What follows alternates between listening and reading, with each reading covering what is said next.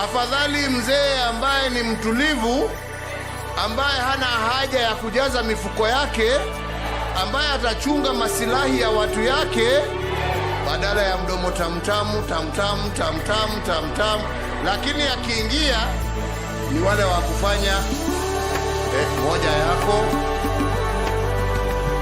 nusu ya mwananchi, mbili yako na tano yangu. Na mnawajua nyinyi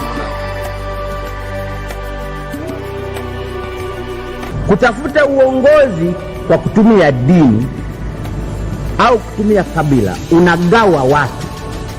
Kazi ya uongozi ni kujenga watu wawe kitu kimoja.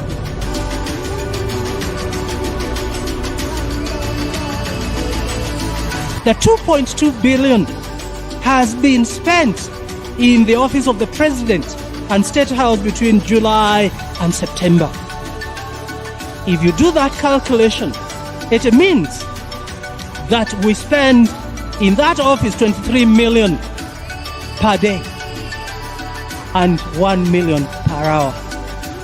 That cannot be sustainable.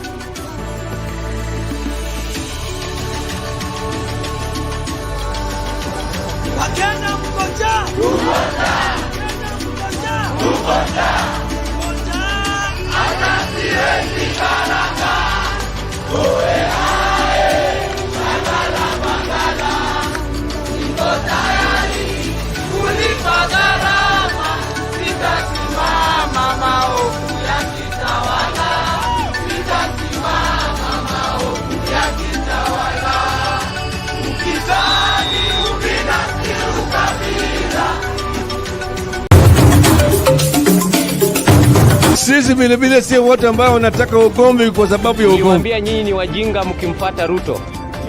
Mkadhani tunawadanganya. Jeti ya Ruto. Hii maisha ya Ruto ni stress na ni stress. Mungu, wewe umetukosea. Sasa tumesema siku ya Jumatano.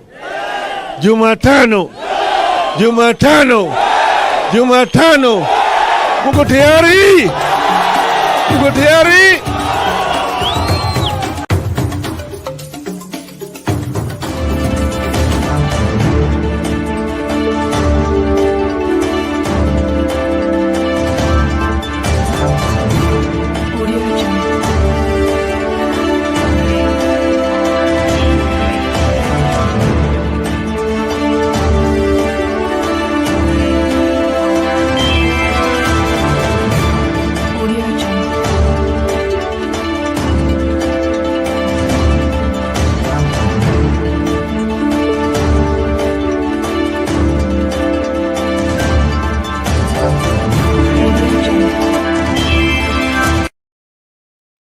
Good evening, ladies and gentlemen. We're glad you're watching. Thank you so much for making time to join us. This is Sound Candid Talk, open forum political discussion show, the show that gives you an opportunity to air what you feel and think about the latest development on our political front. Well, Kenya has been known for all manner of things, the good, the bad, and the ugly. But one sure issue that the sure reality that we all must embrace and appreciate is that we never get hidden where we go. Well, Raila Odinga, the son of the soil, is taking his bid for the AUC seat. And these past 2 days, he's been doing his campaign right from the headquarters of the African Union in Ethiopia. Now, we'll be looking at these 2 days of unveiling the vision he has for Africa and his wish to be elected as the chairperson starting of next year to be able to stir up and provide leadership to the continent. Now, this is one of the things that we all must look at keenly. Is this continent being led, and is it being led in the same direction in terms of propelling it to its prosperity and its fulfillment of purpose in terms of making life livable for the majority of the masses, or the leadership of this great continent is wanting in some way, and that is why we have too much sufferings all across the continent. That the paradox of all life, that the continent that owns everything lives in lack of everything. Why is this the case? And is Raila Odinga the magical leadership that has been waited for? What is your take on the same? And then, of course, he's facing stiff competition from at least three competitors. We'll be looking at the viability of all this and whether Kenya stands a chance on this one or not. Remember, Kenya has taken a swap at this before and lost. So you remember Amina Mohammed, the CS then, and now is Raila Odinga, the former Prime Minister of the Republic of Kenya. Will it work this time? And if it works, what does it speak for us as a continent and as a nation? We'll be looking at that extensively. Well, just to wrap up everything together, is that William Ruto is back, of course, at the campaign, and this time he was in Mount Kenya. Remember, after touching the mountain, William Ruto has been avoiding the mountain, but now today he succeeded to get to the mountain for conservancy program, and he was in Laikipia. And he said something that I would want us to weigh into even as we discuss. He said it is a campaigning against land fragmentation. He says land fragmentation is going to be a food security insecurity issue. Now, we'll want to look at that extensively. How does land fragmentation result into food insecurity? And this, wherever conservancy and the global warming issues, looking at the attitude of Trump towards it, it looks like it's a non-issue according to Trump. But William Ruto seems to be taking it, we call it what, hook and sink. He doesn't want to let any of it go. What is this that is in this carbon credit that now William Ruto wants us not to divide land among ourselves? What is this? We'll need to look at that. And then, of course, we don't forget what the church is now saying. We looked at Archbishop Muheria yesterday, and we'll be revisiting the same. He says the government has ignored its people. Is it true? And why is it profitable for William Ruto to ignore the masses in his leadership quest? Something that is very interesting because it doesn't make sense to me. We will be celebrating all that even as we dive and seek more information on the same. I appreciate all those joining us on TikTok. Thank you so much for those likes. Thank you for the giftings. Please, let's share the live and let's gang up. Let's make a difference even as we explore the possibilities that are available and how we can profit from the same. 12 people on Sound Candy Talk Live, 23 people Sound Candy Talk Facebook are yet to join. Please, let's get more people to join by sharing the live. Share the link and invite as many as possible. Let them know the show is on. We are set to make a difference by exploring what is available and taking responsibility, because leadership is all about taking responsibility. It is alarming that people fight and jostle for political position or leadership position, but when it comes to the responsibility that comes with those positions, they want now to change and run away from the same responsibility. Now, that in my school of thought is forsaking your leadership position altogether. If you can't take the responsibility, then the position is not yours. Even if you occupy it, you won't make much difference. Green, thank you for joining. Welcome to the show. Esther Stoll, good evening to you. Welcome to the show. Peter Mbuthia, karibu kwa show. Asante sana kwa kuwahi. Tuni Muhammad 77 our PS, karibu kwa show. Asante sana kwa kufika. Naomba tafadhali tubakilike kukaribishana. Namuona pia Favor pale. MNA, welcome to the show. On TikTok, I can see Ibra Moha. Thank you for coming in. Gordon, welcome to the show. Please, let's be active. Let's make a difference and ensure that as we start this particular conversation, tutaangazia masuala jinsi yalivyo. Wewe uko na haki ya kusema vile unavyoona.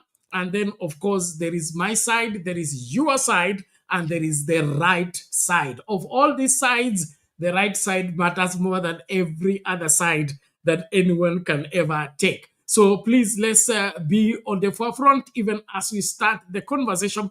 And we'll start with the main story, Raila Odinga facing stiff competition from Mauritius, from Djibouti, and which other one? Okay, at Madagascar. Yes. So let's just look at that, and then we begin to dive into the conversation. I'm happy Mommy is here. The rest, please, let's get into the studio. Let's get busy. Let's ensure that we do what we must do in securing a place, in having a voice on matters affecting us and what we must do to fix them. Thank you. Other than Raila Odinga, who is Kenya's candidate, the race for the African Union Commission chairmanship has attracted candidates from Djibouti, Mauritania and Madagascar, who all seek to succeed Musa Faki, whose 8-year stint expires in February 2025. Odinga, like Ambassador Amina Mohamed, Kenya's candidate in 2017, faces stiff competition from the trio from Djibouti, Mauritania and Madagascar, whose decorated careers may prove a test for him and Kenya.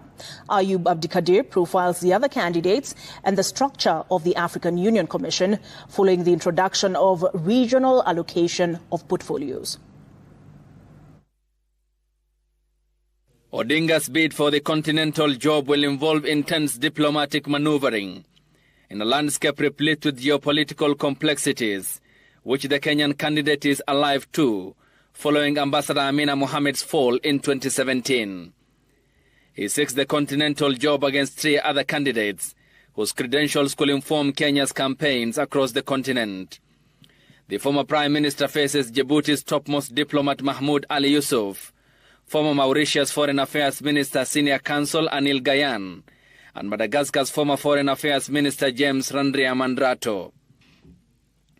Djibouti's Yusuf, a career civil servant with 19 years of experience as Foreign Affairs Minister, speaks fluent Somali, English, French and Arabic, and can appeal, according to commentators, to Francophone and Anglophone Africa, as well as Arab countries in North Africa. Odinga also faces competition from Anil Gayan from Mauritius, a senior counsel and a member of the bar in Mauritius and that of England and Wales.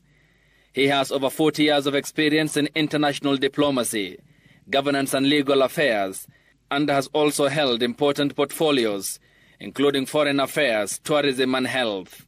He also represented Mauritius at the United Nations Conference on the Law of the Sea, also known as UNCLOS, contributing to the development and adoption of the convention. Madagascar's James Randriamandrato, who was endorsed by his government, served as his country's foreign affairs minister for 7 months, before his dismissal in October 2022. This, after voting in favor of a UN resolution that condemned Russia's invasion of Ukraine, his government accusing him of violating its neutrality stance. Prior to that, Randriamandrato served as finance minister between 2019 and 2021. The election scheduled for February 2025 will be preceded by the Mjadala Africa debate that will be televised live from Addis Ababa in Ethiopia for audiences across the continent. The election process will be based on the principle of interregional rotation, which dictates that the Eastern region submits both male and female candidates for the role of chairperson, the Northern region to submit both male and female candidates for the role of deputy chairperson, and the remaining 3 regions of Central, Southern and Western Africa regions to submit at least 2 candidates, 1 male and a female, for the 6 portfolios of commissioners.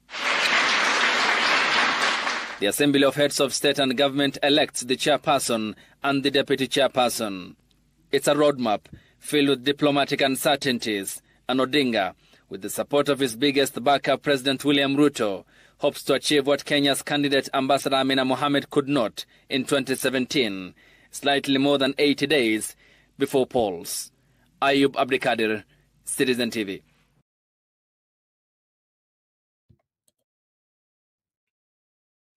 Mambo ni kama hayo. Nashukuru kila mmoja unavyojiunga nasi. Hii ni Sound Candy Talk. Kumbuka kuna swali ambalo tunauliza pale pa poll as we begin the conversation. Jibu swali. Swali tunauliza is the AU doing enough in securing the interest of the continent? Your yes or no answer is required at Sound Candy Talk YouTube channel and Sound Candy Talk Live YouTube channel. Please, before you respond to the question, make sure that you give a like to the video. Thank you very much. Tumkaribishe mama atufungulie. Mami, hali vipi? Poa sana Bernard. Nasalamia Kip. Thank you Bernard for the good work you are doing for us, our country, and everybody who listen to South Candy Talk. Yes, Bernard, kulingana na yale maswali umeuliza siku ya leo, nataka kwanza nikuulize swali moja so that I know how I can put my statements or argument. Is Djibouti in East Africa? Of course, it's in the East Africa region, but I don't think it's part of the East Africa community. Thank you so much. Africa. Eastern Africa, not East Africa. Okay, thank it's you. In the iko kwa geographical place, but I think they are yet to join the East African region. I mean, East Africa community as we know it. Okay. So the only one we have is Somali. And yes, Somali, yes. Okay, thank you, Bernard. So kulingana na hayo nilikuwa nataka niulize ni kwamba ratiba ya OAU, Bernard, imeallocate na ikawa walipatia East Africa, Burundi, Rwanda, Tanzania, Uganda, Kenya, Somali, and some others. So East Africa in general wamepeana candidate yao na wameendorse the candidate. So kwa upande wa East Africa, nimesahau hata Sudan. So East Africa wamepeana candidate. As of yesterday, Bernard, wale countries walikuwa wameattend launching ya papa, there were around 20 countries. Wale wamesema wanaendorse Raila, and candidate ya Djibouti ako na Somali na Djibouti. So far he has two. The other two, Madagascar, and the other one you say hata sijui china yake, pia tunangojea. Again, Bernard, yesterday, kwa ile launching ya baba, Djibouti ni spoken Muslim country. But kwa launching ya baba, you see the way a lot of Muslims from various government and even members of parliament and even the young parliamentaries from their countries.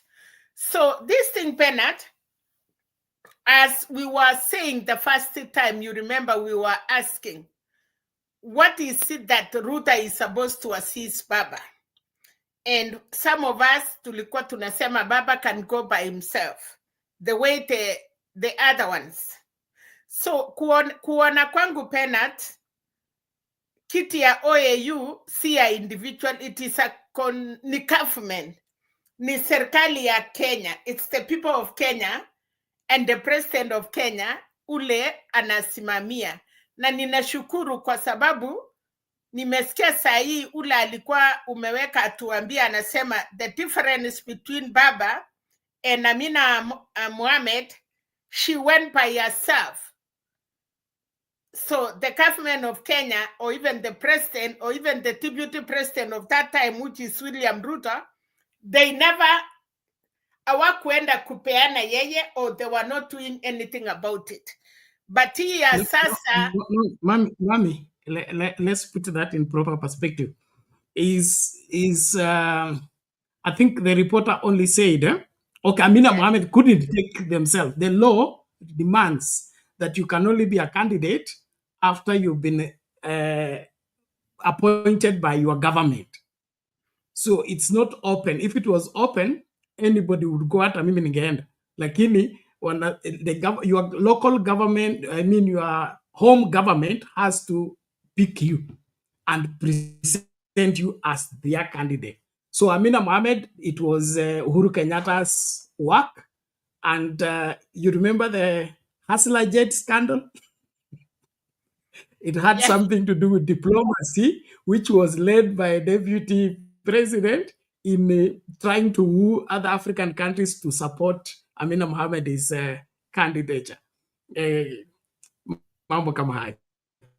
Okay, thank you, Bernard. So sitaki kwenda tena sana kulingana na vile Yesu, acha niende a battle of it. The Jews are saying is the son of Joseph. So I was wondering, even listening, that Kenya, I don't know which Kenya, I don't know if which part of Kenya or which people of Kenya, nilikuwa nasikia wanasema Kenyans are supporting Djibouti.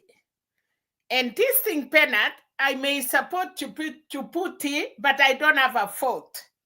Lakini hii kitu, Bernard, inapikwa kura. We may defeat Raila because it is a country, it is us. But now it is other people that they have respect with them.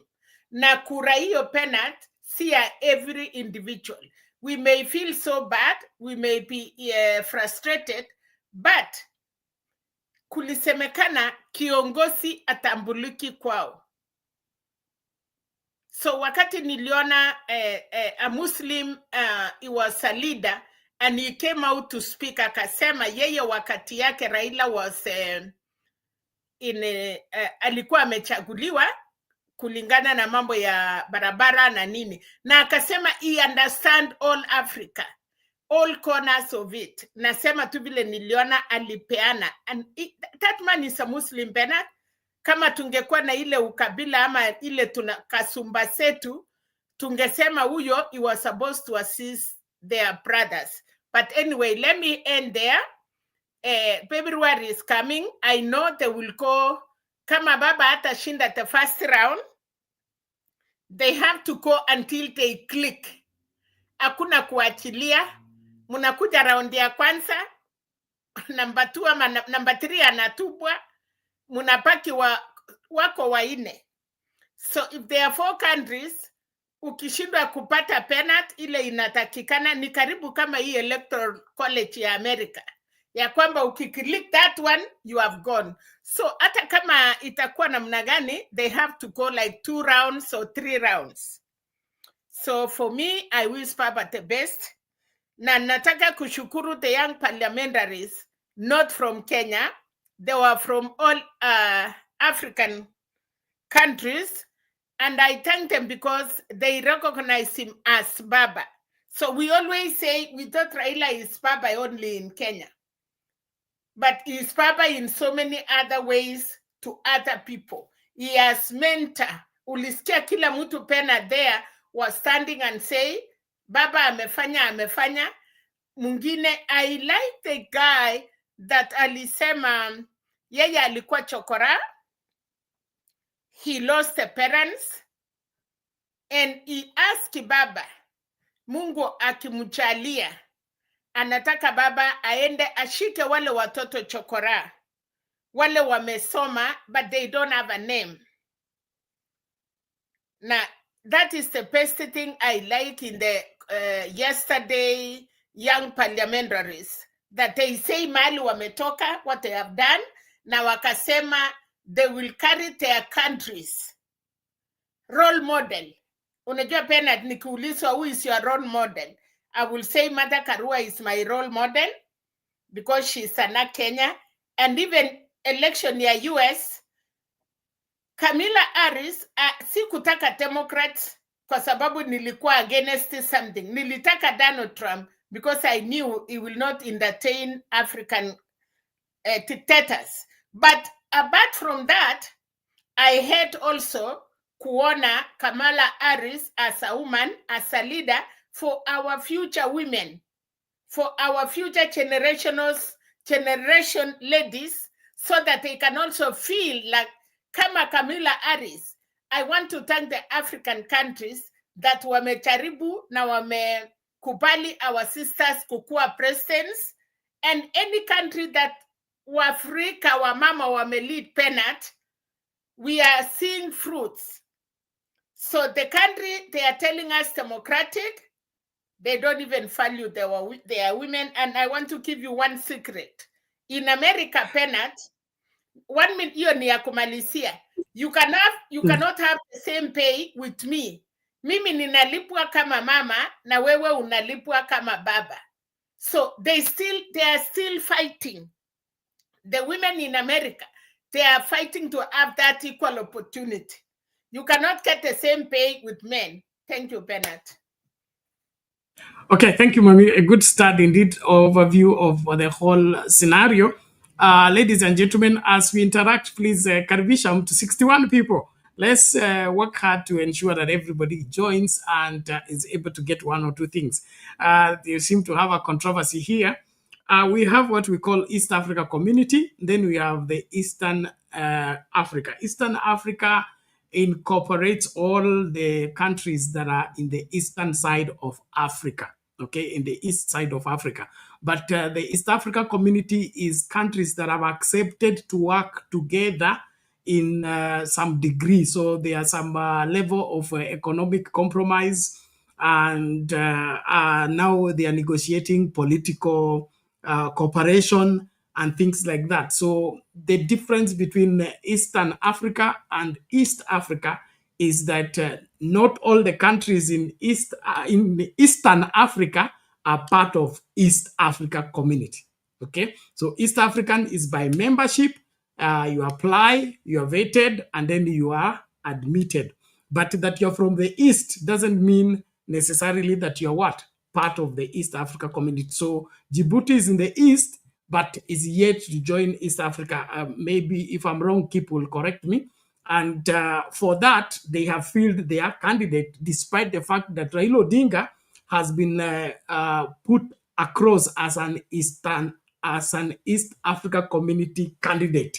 So he's not just a Kenyan candidate, but the East Africa Community countries have also endorsed him. So he has, we could say, a good starting point than majority of the other candidates. But all in all, at the end of the day, let the best man win.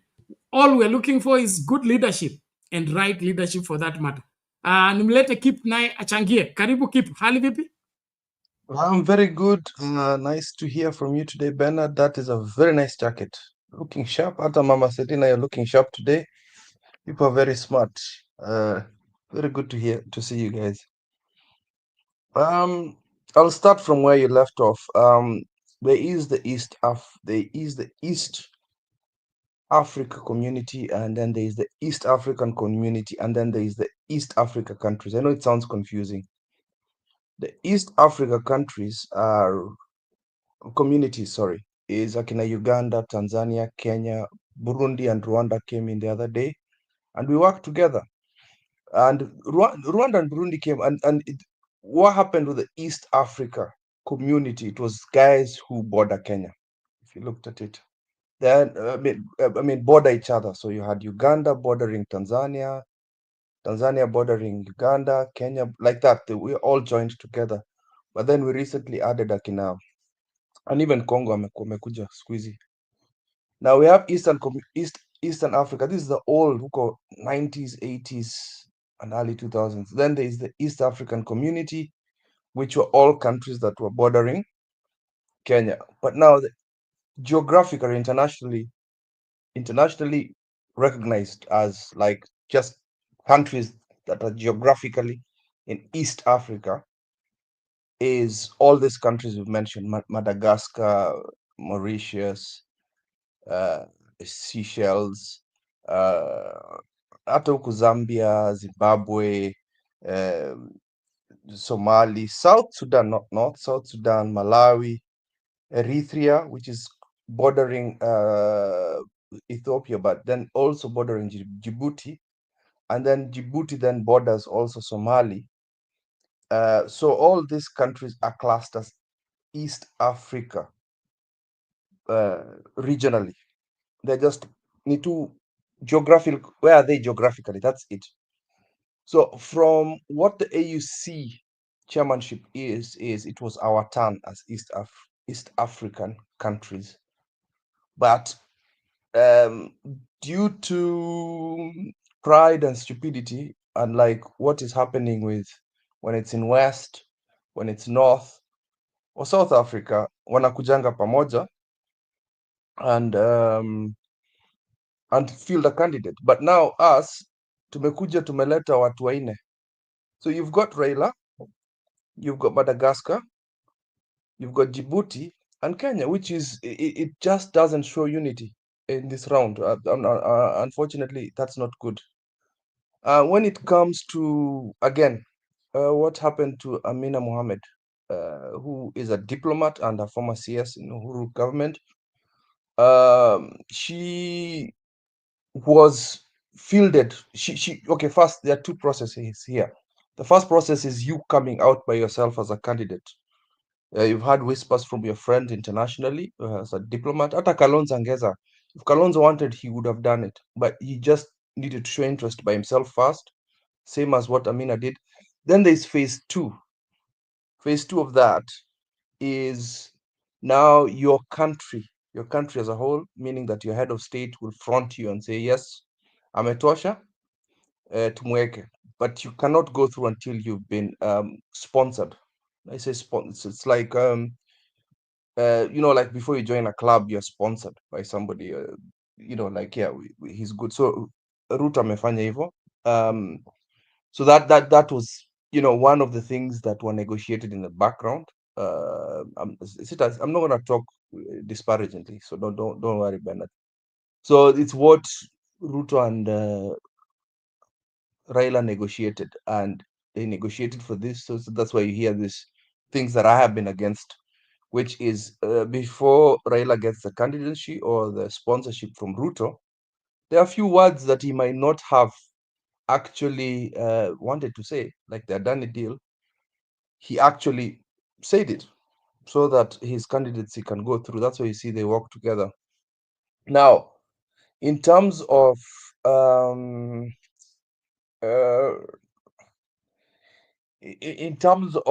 Ruto himself wanting this thing, Ruto needs this to happen 100%. There's no two ways, because right now you can see Murima is not very happy with him, and if Muzee goes, there's a very large chunk of people that still fall Raila. You've seen us fight here with Mama Selina, Bernard, and me, and the other team. There's a very large chunk of people who still like Raila, and if Raila comes in 2027, that's a big headache for Mr. Ruto, because what would go? No matter how much I come and shout, that man has a lot of power. So Ruto needs this to happen. That's why you see him fight for it. He's really going hard on it. Anafuata mzee akichukua kila mahali. He had to go to Addis Ababa with mzee and do all that. So yes, facts are facts. Bernard, those are things that sometimes when people talk, they have to admit. If mzee goes in 2027, itakuwa a headache kubwa sana, and the way he's distorted the Mulima, it's not good news for him. You cannot remove Rigathi Gachagua alafu unampatia Kindiki. It does not work for Ruto. Ruto, that was a big mistake. And even the people who are supporting Kindiki, I have not seen a homecoming. Sijaona homecoming ya Kindiki, because usually they are big celebrations. So it's not cooking. Now, as for chances for Raila Odinga for these things, it's very thin. It's very thin, and his campaign has to be very, his campaign is within his peers. So it's other statesmen, other presidents, prime ministers. So it's his peers. Yeah. So the first problem is the francophone countries. These are countries that speak French. Kina Benin, Burkina Faso, Burundi, Cameroon, Chad, Congo. There are two Congos, by the way, Cote d'Ivoire, Djibouti. All these guys always, kind of come together and they vote as a bloc. Keep Always. For your information, ile countries yenye wamefanya coup, like all these almost 6 or how many countries, they are not allowed to vote kwa sababu waliingia power through coup. So ukisoma hiyo nini ya African Union, there are so many Muslim countries, wale wa, is it Western Africa, Bernard? Hawa ndio wamekuwa pan, they cannot vote. Thank you. Okay, thank you, Mavi. That's good. Just allow him to prosecute his case, and then we will respond. But thank you for the information. Keep. That's a good analogy. So we'll remove some of the countries. That's good. So francophone is about 39%, and 39% of the African countries. But from what Mama Selina is saying, come down to 35% of these countries. So that is good. Now we have another advantage that a man from Djibouti has, and again, we've got these tribal tendencies as Africans. So you'd find that now, because he's from a Muslim country, we've got about 50% of African states that are Islamic. So kuna hawa. Now let's try from a mathematical point of view. I know Bernard likes when I do this. When you combine Franco or Islamic countries, so either or, you'd have about 33 countries, which is now 61% that might go for him. So we're just talking about chances. So you don't know how many of these countries Raila Odinga has swayed. So as a short summary, towards that, you've got 39% or 35% going to Francophone, about 50% Islamic, but a combination of the two is 61%. So as we proceed a little bit more towards the analysis, we'd see that about now, from Raila's advantage point, there is about 44% of African countries that actually speak English. So these are all the Anglo countries, the guys who are colonized by the British. That's 44%, and with his sway, maybe he'll get a few more. Then we've got about 22% that speak Arabic. Then 2% Juchini hivi, which is Somali and Eritrea. They don't speak much of it, but they speak Italian. And then other countries like Portuguese and Spanish, like the Portugal, Mozambique, Guinea Papa, the guys who are in Equatorial Guinea. Hawa tu ni kama like 14% of those people actually do that. So I'm only looking at this from a tribal point of view, so to try and understand that this is how I view it. So the competition between Raila and this man from Djibouti is quite stiff. Looking at the advantages and disadvantages that we're seeing there. So I'm coming at it with open eyes. So mzee, February manze lazima jikakamua. And then again, the show at Addis Ababa was not what we expected. We expected it to be a bit larger, a few nations coming in. Maybe it was not as flashy as I expected. So I'm not seeing a big endorsement, like honestly speaking. Sioni. I want to see what the Djibouti man's attendance or his part is going to look like. Niangalie. Bernard, usiangalie kwa bias eyes. This is me. It's looking at it. No. Keep. You are making me laugh because you are encouraging us to entertain. No, to entertain the thought that the vote at Addis Ababa is going to be English, French, and Italy. I mean, are we going to vote for a language? Number one. Number two, these tribes you're talking about, why must they only come together against Baba? Is there not a possibility of them coming together for Baba?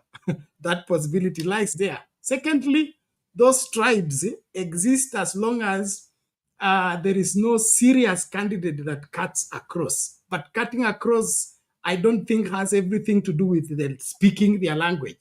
It has everything to do with providing leadership. Who among these candidates can stir up the continent? That's what we are looking for. And so when the voting is zeroed only on language, on religion, and on region, then we are missing the point in terms of either looking at the chances of a candidate or not. Where are the merits and the demerits of the candidate in terms of their delivery, not in terms of their language, their orientation, and things like that? Yes, Anakip. that is very romantic. That is so ideal. That is so beautiful. We are in Africa, my friends. We are in Africa. Even here in Kenya, we start talking about blocks, and that is facts. Until we mature as a continent and start seeing things the way you're saying, that would be beautiful. But unfortunately, Bernard, that is the most beautiful thing I've ever had. I wish that was true, but it's not. We've got these tribal tendencies that I don't like and you don't like. So Bernard, it's fantastic what you said. That is brilliant. That is absolutely magnificent, but it's not going to happen. Keep and Penat, it is only Baba who has across people in Kenya, across communities who support Baba. It's the only one with all those things you are saying, Keep. Sorry for interference. It's okay. It's fine. No. Now you'll come and I have to say the truth. So we have to be. You sum up so that Wangera can come in. Yes, okay. Then finally, you said something that really hurt my feelings, Bernard, and it's true because 50% of Laikipia County imechukuliwa na wazungu, British wazungus, and these are families, 50%. And when Ruto comes around saying things like that, it goes back to what we've been saying in the channel for the last 2 years, is the fact that Bill Gates being given permission to do that garbage he's going to do in Kenya is the fact that hii shida yako ni nini kama nikikuja kwa kina mama Selina nataka kununua eka moja peke yake? What is the problem? I'll buy the eka if she's going to give me. Or sijui we want to create commercial farming. Kwenda huko. Mi nitapanda mahindi yangu kidogo hapo enye nitazaisha watoto wangu. Nitapatia watoto wangu nizaishe. Hiyo ni sawa. But who cares? Wacha tuuze mashamba vile tunataka. That is the formula that works in the US, Mr. Bill Gates, but does not work for us. If kama tunataka kukatakata mashamba zetu, hiyo ni shida zetu. That's our own problem. We learn from our mistakes. Then in future, maybe we can consolidate this lands. Who the hell are you, Mr. Ruto, to tell us that we cannot sell land that belongs to me? Who are you? Mr. Arab Mashamba yourself. Everything we see as rumors, as funny things we see on the internet, and then the man comes and spills them because you realize nowadays in Kenya, rumors are true. Rumors thus become true. Half of Samburu is gone. Actually, the whole county of Samburu is gone. Imeuziwa wazungu. Because this keep, the problem is it's because wafugaji wenzangu na watu wa Maa wakangi mahali pamoja. So they take advantage of that. It is awful, Bernard. If you had started the note with that, with that story, you broke my heart. Thank you. Okay, thank you. Now, are you confirming that the William Ruto administration has revoked the community land ownership policy because the issue of the land, let's say the Turkana land, that, what do you call it? All that region, the Ma land was communally owned, meaning they have only one title deed. Okay, and that you remember during Kibaki's time, Orengo was Minister of Lands, and there was an attempt of taking, breaking and buying the Turkana oil when the oil was discovered, and it couldn't work because that land is owned as a community land under one title deed. So until that is revoked and the land is dissected to individuals, that's when now individuals can make those kind of sales. But if Ruto is selling them like that, it's part of the corruption syndicate. It's been done through the back door, and when you can see even with the lands bill and the housing bill, it's part of the same what do you call it, a conniving scheme to get people off their lands. So over the years, yes, those have been ignored, and you cannot forget that my people, the Ma people, they don't live in one place, and so long as they see their cattle are allowed to go there, na mzungu tu anaona anaambia usiwasumbue, achana nao, they don't really care about holding a piece of paper. Let me not lie to you, my people don't care about that. So long as you don't disturb them, that is how we are. Kalenjins, on the other hand, shika mali yangu town. Thank you. So I think you keep, in the interest of time, we'll soon bring in Wangira. Ladies and gentlemen, tukaribishane. Namba ya watazamaji imekwama, tafadhali. Hebu tufanye hima kukaribishana ili kila mmoja amakinike tunapochangia masuala haya. Kuna swala nyeti hapa, hebu nikaliangazie. Joe Ndinda anasema Ruto stole Raila and mother's votes, not the progressive reasons, but for self-centered, selfish reasons. He doesn't care about the country, nor does he care about the people, and he's an evil person. Now, providing leadership for the country, to me, cannot work until we become, if not completely, to some degree, we must consider some selflessness. Our greatest hindrance in realizing Dream Kenya is selfishness, and it emanates from independence. If only we had people like J.M. Kariuki who are willing to die for the country, okay, be given leadership, we will have made progress. Lakini hii ya kutumia serikali kujinufaisha is our unmaking. And now it appears that now Ruto want to change the land policy in the country so that it creates a new slide for new ownership of land. And then he gets, of course, a new way of ratifying the lands that are acquired in questionable circumstances. Now that is a new way of registration, is a new way of acquisition, a new way. Now it opens a new door for everything now to be made right, including that which was wrong. So it's just opening a leeway for, of course, his partners to come in, partners in crime to come in and mess up the country. And I think we should not take this sitting down. Minad, sorry, I forgot to say this. What you're saying is actually what the IMF and World Bank want us to do. We're not supposed to produce food for ourselves. We're supposed to produce food to export to the West. So this is what we call commercial farming. It's like, for example, our country will be designated to growing potatoes only, or growing yellow maize only. Yellow maize of which we don't eat, so that when we're growing yellow maize, it's going to be used to create sugar. The sugar that Ruto was trying to tax, so that this is exported to factories somewhere else in Asia, which will then produce goods to be exported around the world. So our countries are just slave countries whereby we buy the goods they have produced after that. So ready-made goods. But yet, our country has been designated for just specific things. So we might grow barley, we might grow wheat, but we'll not have factories to process these things. They'll be shipped outside. That is what they want. This is commercial. They want big troves of land to do that garbage. Thank you, Bernard. Sorry about that. I forgot that.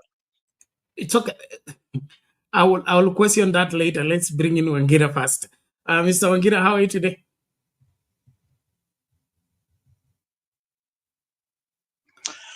I'm fine, Bernard. How are you?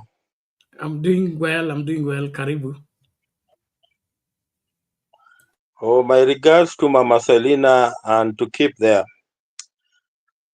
Oh, on the issue of land, I don't have, the nitty-gritties of what, perhaps William Ruto talked about, but, my general understanding of land is that, land in Kenya under the 2010 Constitution is divided in 3 categories.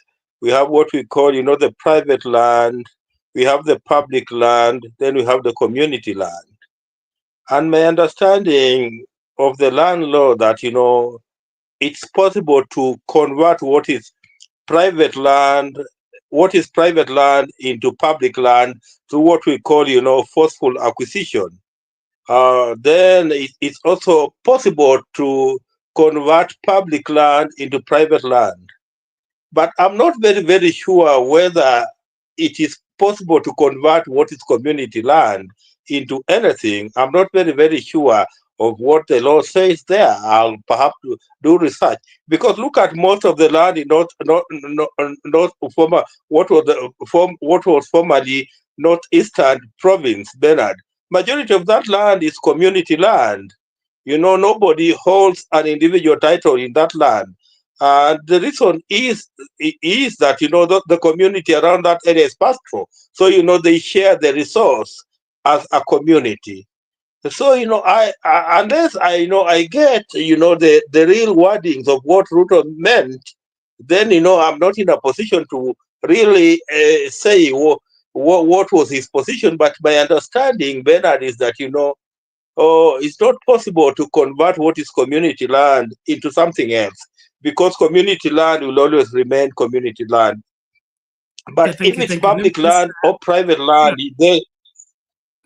to get the perspective, let's just get the video, and then after you continue, immediately it's off.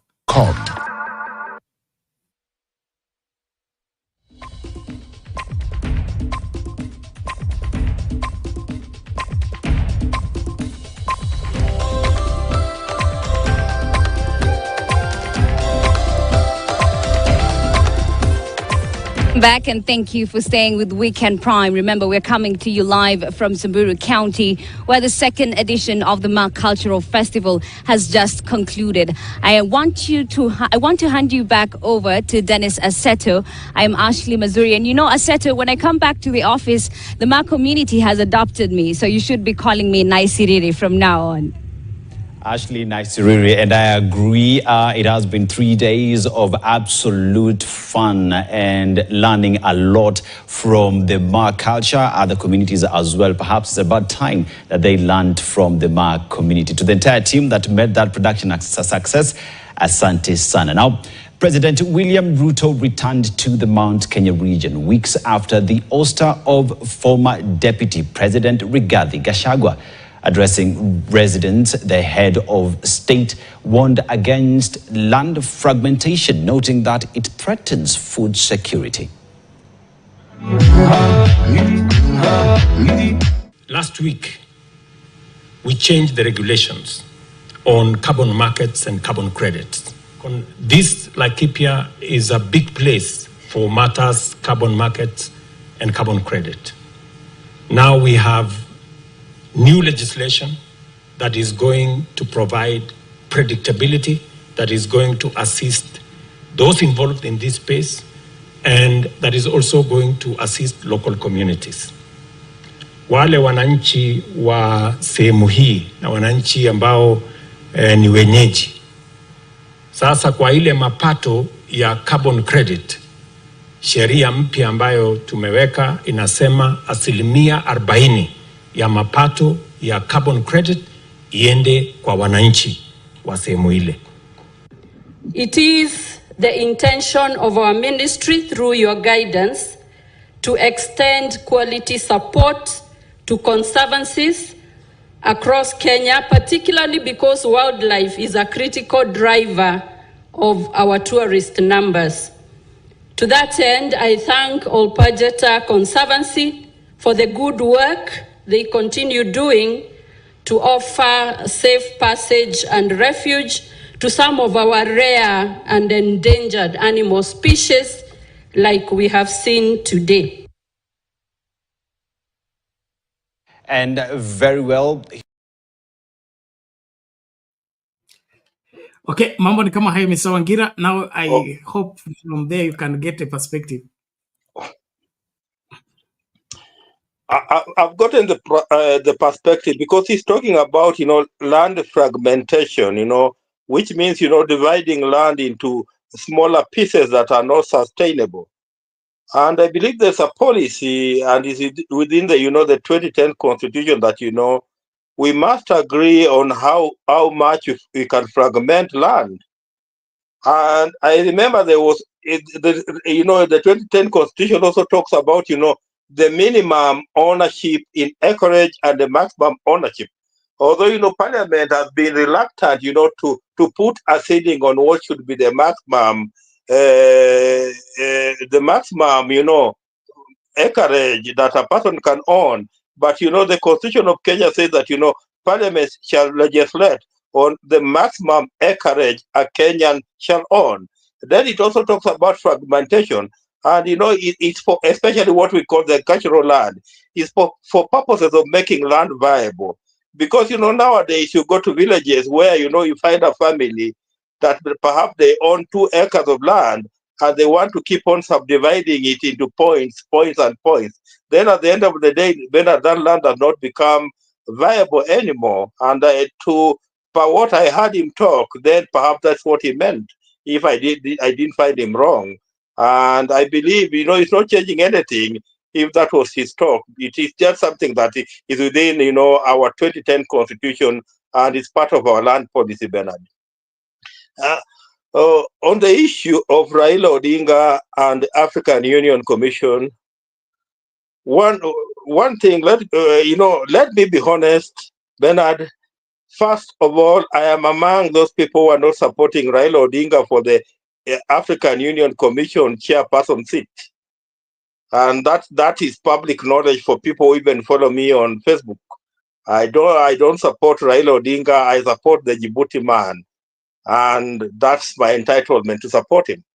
Secondly, yesterday there was this event that Raila Odinga hosted at the African Union headquarters in Addis Ababa yesterday.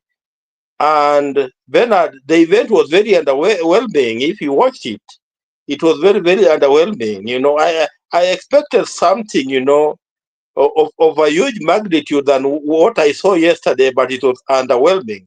Because I expected, retired head of states in Africa, retired prime ministers, and perhaps a few heads of state, to grace such an event, as a show of solidarity for Raila Odinga. And I didn't see it. Instead, I saw young parliamentarians, a caucus of young parliamentarians from Africa, they are the ones, who took the center stage there yesterday, saying that I am from South Africa, I am from Botswana, I am from Mozambique. Then, I didn't know, the type of influence those young parliamentarians will have over their heads of state when it comes to voting in February 2025, sorry. And again, Bernard, Raila Odinga yesterday, he didn't come up as articulate as he's always. Because, I tried to listen to him, and apart from the historical perspective and calling himself a Pan-Africanist and an Afro-optimist, I didn't get, the real thing that, that if I was a voter voting for Raila Odinga to become the chairperson of the African Union Commission, that could have made me vote for him. And Raila Odinga is talking about unity, then he's talking about prosperity for Africa. And Bernard, charity begins at home. And when I talk about charity begins at home, I mean it. Bernard, for the last 5 months, Raila Odinga has failed some of us who believed in him. He has been part of the conspiracy, Bernard, that has put us as a country where we are. So if it's part of the conspiracy that has put us as a country where we are, where today we are seeing abductions, disregard for the rule of law, disregard for human rights, lack of respect for human dignity, Bernard, then if he's a person, he's part of that conspiracy, how do you expect me as Jared Joram Wangira, Bernard, to support him for African Union Commission seat when charity is supposed to begin at home? So, for that very, very basic, thinking from my end, Bernard, I believe that, the right person to become the chairperson of the African Union Commission is the guy from the Djibouti. Let Raila remain here so that we deal with him here and allow the Djibouti man to become the new chair of the African Union Commission. Let me just stop there and allow somebody else to come in. Thank you. Wow. Mr. Wangira, I'll be a worried man if you had a vote in Addis. But now, since you don't have a vote in Addis, I thank you for your consideration. But I wonder if the Djibouti candidate fits your description of a leader of charity begins at home, and how much you have in terms of knowledge of him. You do, Raila.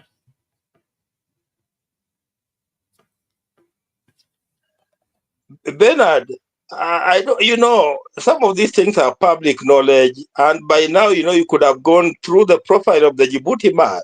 The Djibouti man is a career diplomat, a serious career diplomat, unlike Raila Odinga.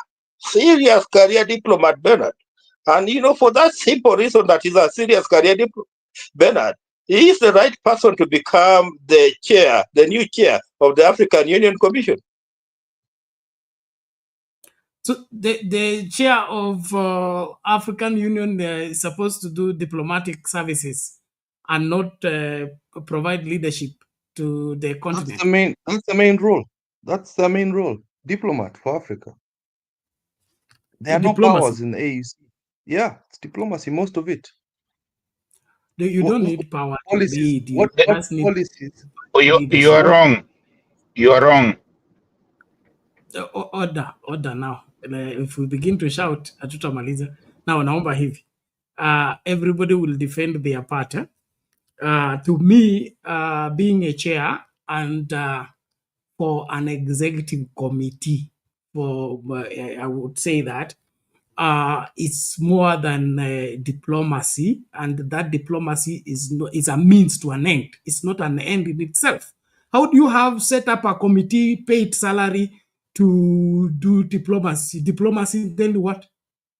That diplomacy needs to be a means to an end, not an end in itself. So you are telling us tunataka kuweka committee, hii committee ita discuss vile chai itaiva, alafu kazi yake ni kudiscuss vile chai itaiva. It will not help us until somebody goes to the kitchen and makes that tea and makes it available. So diplomacy is supposed to enhance the unity, the interaction, and that interaction is supposed to stir up the putting together of the resources around the continent, propel it into productivity for the prosperity of the continent. So you can't be part of an executive leadership and all you do is diplomacy.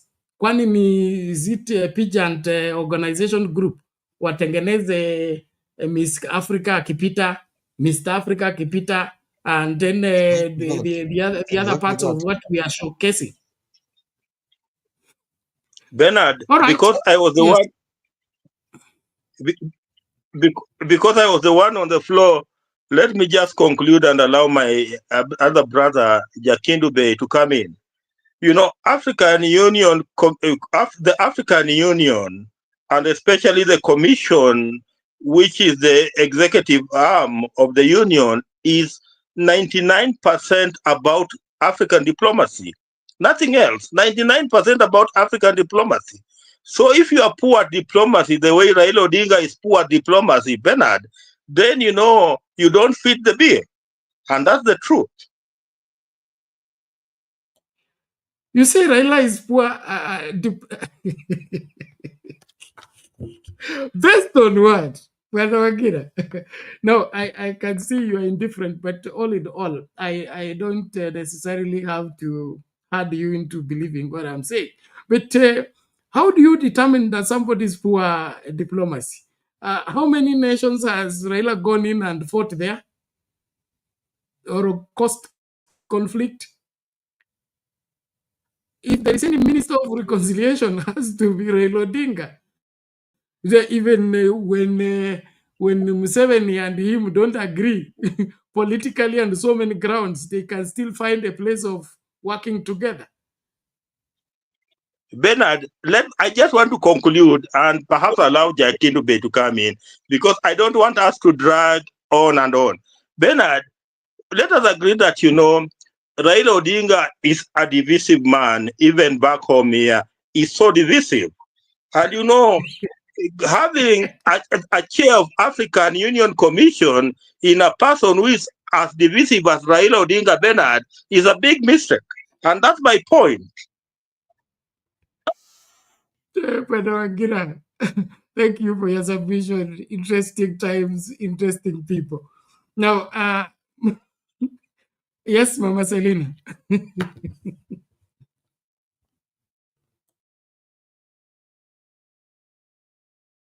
Mama Selina, you're mute. Sorry, you're mute. Everyone mute. Now, I want to ask Wangira, how did he say, alisema kwanza he believed in Raila. He was believing in Raila.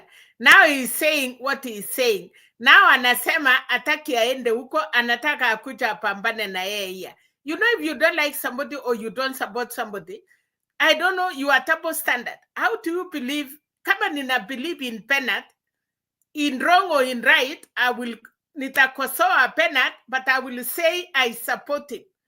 Ya Wangira sijui, thank you. It's okay. Bernard, let me just say, just a half a second. You know, I respect Mama Selina's opinion, and that's her opinion. And, you know, I expect her also to respect my opinion, because that's my opinion in as far as Raila Odinga is concerned. Because I believe that is a divisive factor in this country, and you don't want a divisive factor, Bernard, to move to the African Union Commission as the chairperson. That's my opinion. I don't have a problem with your opinion. Only that your opinion is wanting, okay? And us finding your opinion wanting is part and parcel of why we're here, okay? It's wanting. One, you've been on the forefront of supporting Raila Odinga all along. When did you discover he's divisive? And in his divisiveness, how much has he cost to happen that you are profited from or not profited from?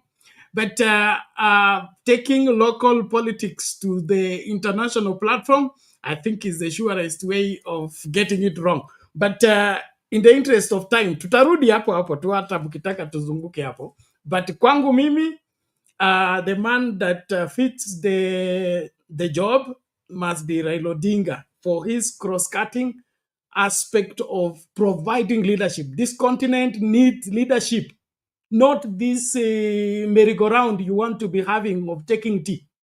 Leadership, somebody who looks here and says we need to join the north to the south, the east to the west, so that we open up the economy and get Africa working.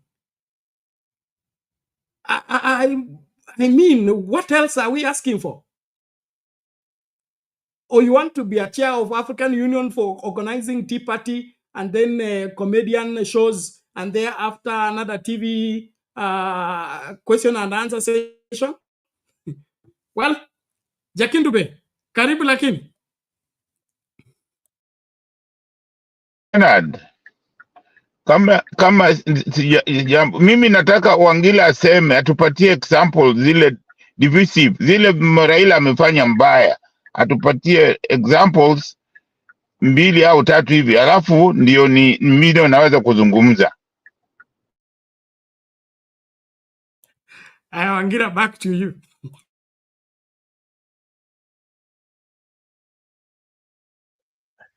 You know, Bernard, let Jakindube make his contribution, because this is not a question and answer session for Wangira against the entire. I've given my opinion.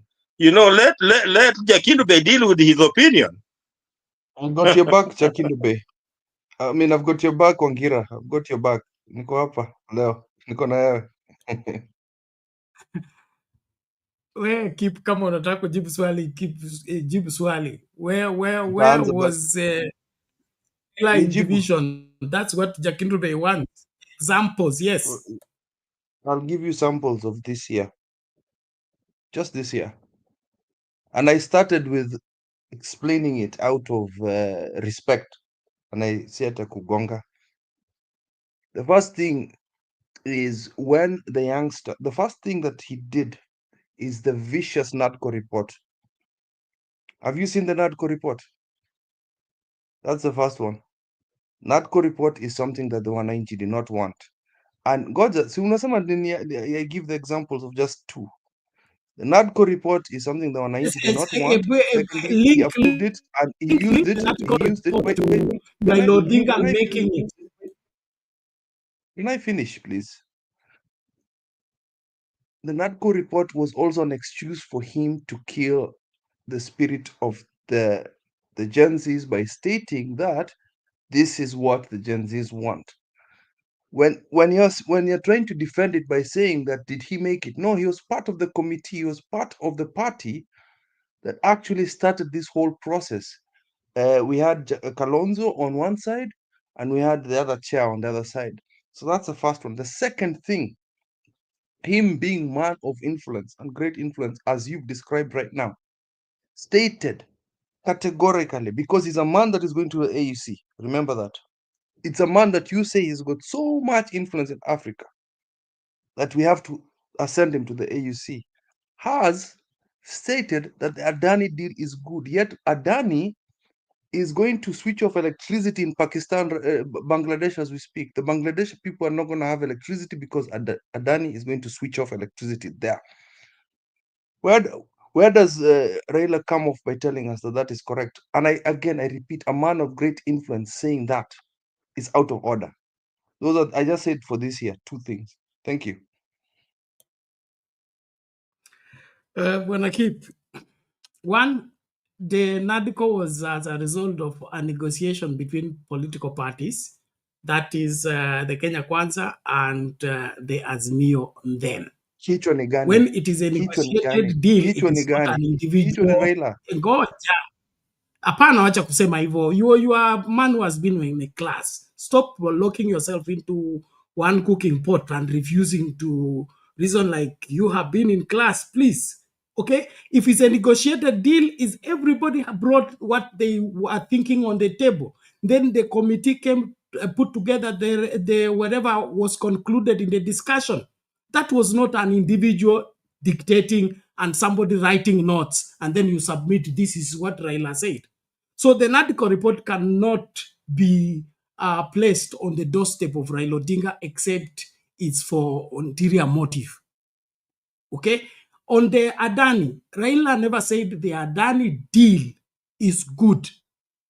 Raila only said the Adani company is a credible company. Issues with deal ni nyinyi mmeongeza. Kwa nini msipoongeza hivyo haiwezi uza?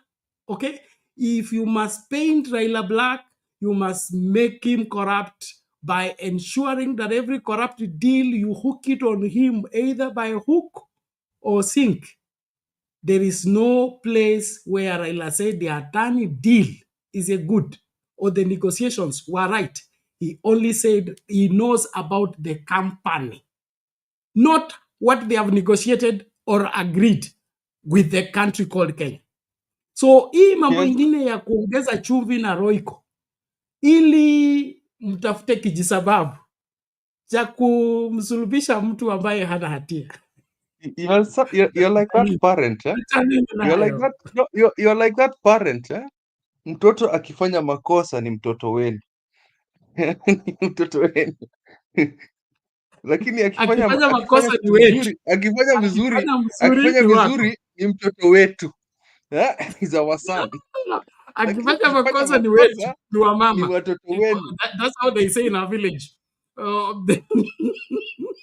A bad child looks like the mother. Now, I'm not in any way prejudiced against women. I'm just quoting a proverb from our village. But what I'm simply saying is, I love everything being kept in context so that when we are looking for who to blame, we blame the right person, not stretching things so that they fit a particular description.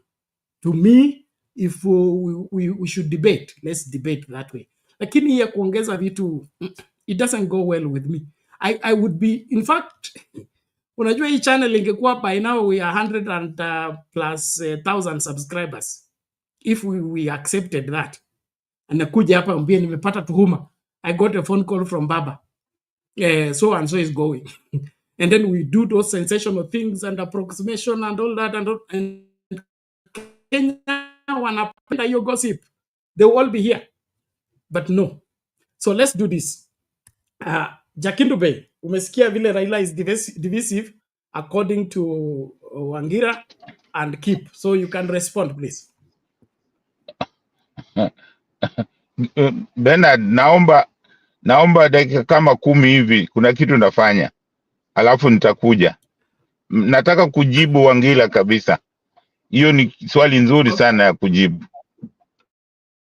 Sawa, asante. Wewe jiandae alafu uje. Aya, mabibi na mabwana, naomba tafadhali tumakinike kukaribishana kupiga kura. Hebu tuone tumepigaje, alafu turejele kwa mama Selina naye aseme vile tunavyoendelea. Well, this is how we have voted so far on both channels. Let me just refresh so that we get the accurate number of the voters as well as the likes on the video. And if you have not liked the video, please go back and like the video. It is important. It helps us to, rank better on YouTube.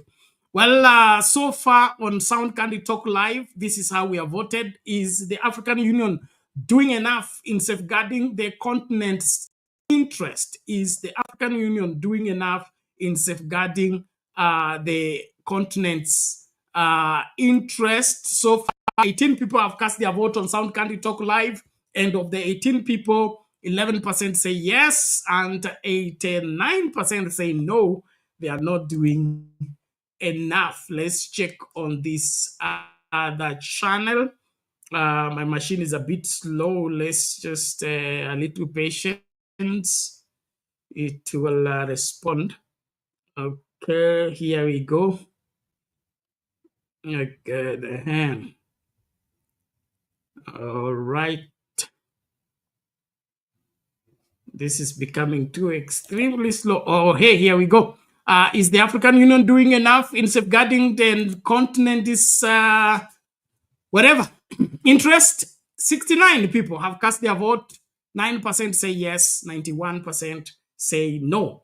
And of the 70 people now so far, only 26 have liked the video. Please, we encourage you, if you voted without liking the video, go back and like the video. Of the 18 people who have cast their vote on Sound Candy Talk Live, only 10 have liked the video. So please, we encourage you to ensure that you are liking the video and participating. So it appears the African Union is not doing enough in terms of safeguarding the interest of the continent. What is your take on the same? Kama hujapiga kura, rejea ukapige kura, like the video. Back to Mama.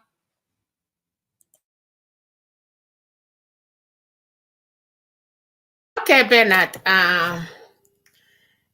Ini interesting kabisa. Baba si mtu ameingia siasa leo. He has been there for a long time in his suit. tumeifuata kasi sote amefanya Penat up to where he is today. And from those years, Baba never disappoint. Hata wakati aliwacha mke na watoto akiwa wachanga. Hata wakati he lost a mother. Na mambo mingi yamefanyika Penat. Yale inanishangaza ni kwamba we went for election in 2022. Baba akachakuliwa ama hakuchakuliwa, alishindiwa 200 votes to what we see from IEBC. Na hata up to date Penat, IEBC, sorry, wachai cassette. There is no cassette ya election ya 2022 Penat. And as our brother Wangira is telling us, and there are so many others wale wame kosana na baba kisiasa, not individually Penat. Because wale watu wanaweza kosana na baba individually ni marafiki zake ama ni familia yake. But as supporters, some people have never even greeted Raila.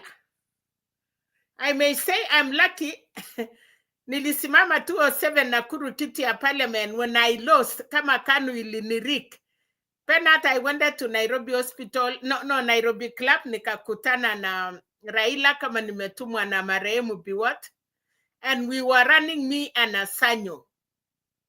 Sasa baba akaniambia, wewe msichana tumechipanga na Asanyo, kwa hivyo mambo ya KANU hapana. And then that is why I met Martha Karua, by the way. So nikakutana na Njenga Karume na watu yangu ya KANU. And then mutu ya na Kenya ya Martha Karua na Karume won the election because of my votes. That is where I joined na Kenya. I ran for member of parliament in Nakuru town. Hapo ni wakati nilipata. So me, I have talked with Raila.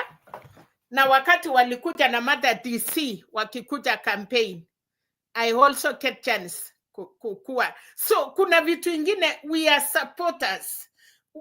Ujui Raila, you have never met him, ujui how good he is, ujui how bad he is, but you are disappointed as one person. And maybe even that one person, ni wale wanasemanga, sisi ni watu ya ODM, ama sisi ni watu ya Jubilee, ama sisi ya Ruto, and you have never met even the man, you don't know the man. So, yale baba amefanya, out of 100, 80 or 99 may be right, and you only miss 1%. In that 1% Penat, that yenye my son keep, and some wamekatalia, ni kusema baba hawezi kumbuka wakati tulilia kama amepikwa risasi. Ilikuwa ni wapi? Embakasi? Wakati kari yake ilipikwa risasi Penat, mpaka we do not even know kama baba ako. Ati wakati tu ya CNC achasema kitu. To me, I think that is the judgment watu wanawekea baba.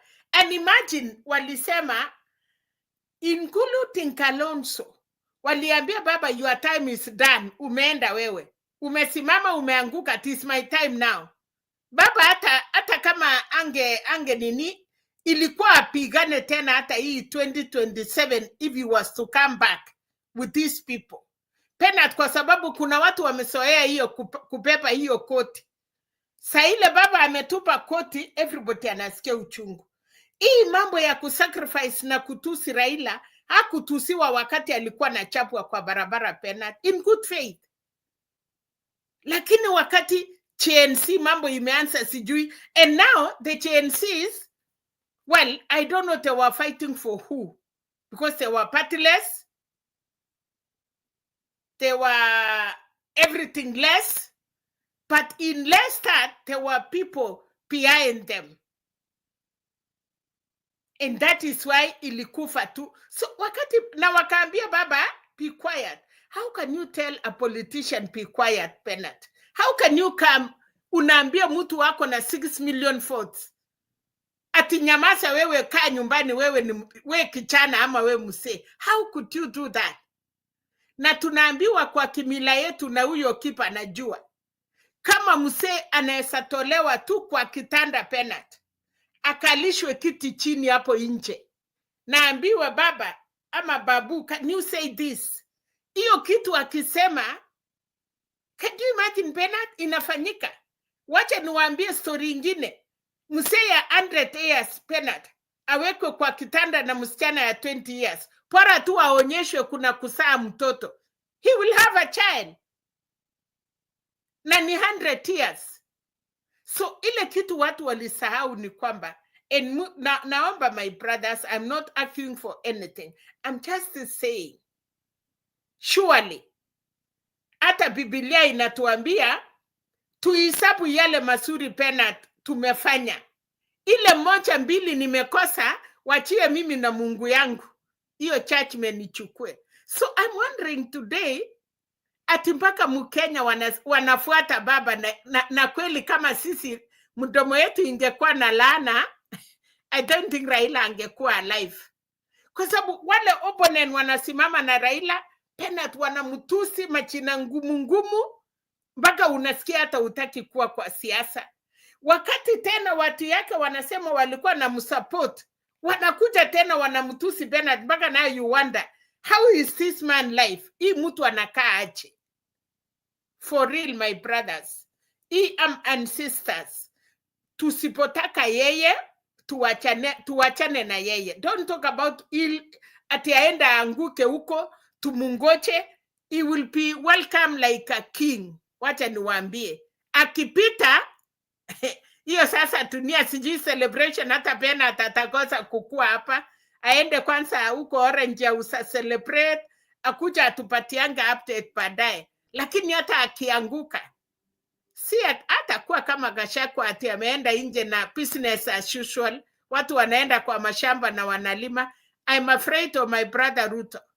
Baba asipopita na amekosana na bibi yake, ila alikuwa amefunga ndoa, ati amechukua bibi ya Gambo Bernard, alafu maneno iharibike na uwezi rudi kwa bibi yako ameolewa. Ole hapo tu ndiye nacheka, kwa sababu najua akitokanga hiyo ati sababu the following day a new party has been formed, baba ni candidate, hata sijui tufanye nini. So I'm really like Ruto, Mungu amsaidie sana, atumie ile magic alitumia kuipa kura, make sure baba amekuwa hiyo kiti ya OAU. Otherwise amedivorce bibi yake, ila ametoa mari, amekuja kuoa bibi Bernard. Kumbe Bernard bibi yake alitoa mari, ako na watoto 6, na sasa baba akirudi Bernard, you can tell me the truth, kama bibi yako umekosana na yeye na watoto yako na umesaa watoto na umerudi, hiyo bibi na watoto ni yako. Hata mkienda kwa wasasi yake, Chakindube akitaka kusema ati huyu bibi Bernard amechukua, wasasi wake watasema hey, mwana au kulete mari. Tunajua Bernard kwa sababu alilipa ng'ombe na bibi ni yake. Thank you. Okay, thank you, Mami. Interesting. But I would want us to take the conversation a notch higher. And that is, we have an African continent. We know the African continent, and we know how much it's been wanting in terms of correct leadership.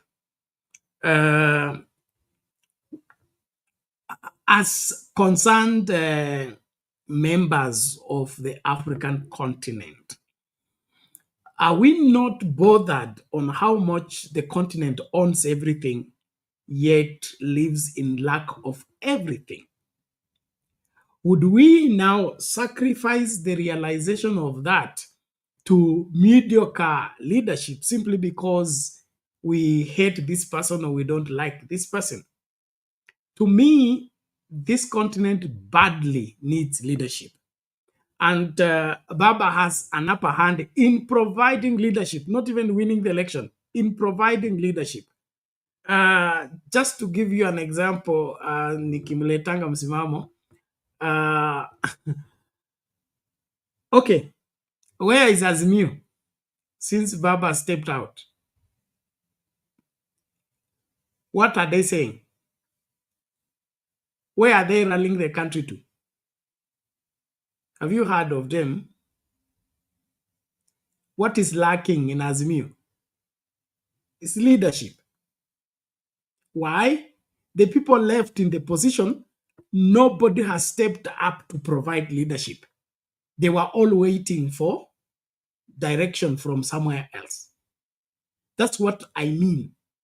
When a leader is in the house, things will begin to happen.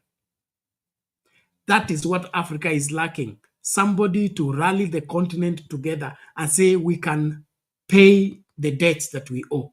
We can build the industries we want. We can do away with this passport thing. We just come up with an African passport. There will be many enemies. The whole world will come and rally against Africa. But we need serious leadership that can say no. We cannot be held hostage. If we cannot have one passport for Africa, let's have at least 5: East, West, North, South, and Central. Okay, so that we can crisscross around the continent without all these protocols. That is what Baba is talking about. And to me, that speaks better. Wangira's notion that only young politicians, young parliamentarians went. I mean, which lecturer want to be lecturing and speaking to retirees? I have nothing against retirees. The future is the young people. And if you can attract and lead young people, you are the leader for the future. So if Wangira thought that the endorsement of Raila Odinga is better off by him having Obasanjo around and who else? Zuma around and the other retired politicians around, I don't think that is how the African continent wants to be seen as this is our leader. Our leader should be seen in the people he's going to lead. And having something for the young people, vibrant and necessary, as it is urgently needed, Raila is the leader for Africa. Apewe kiti, asipewe kiti. Now, naomba hivi Jakindu Bebeda kwa njiani. Msimamo hali vipi?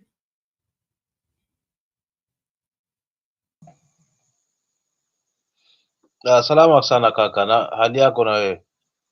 Mzima nashukuru. Salamu nyingi kwa mama yetu hapo.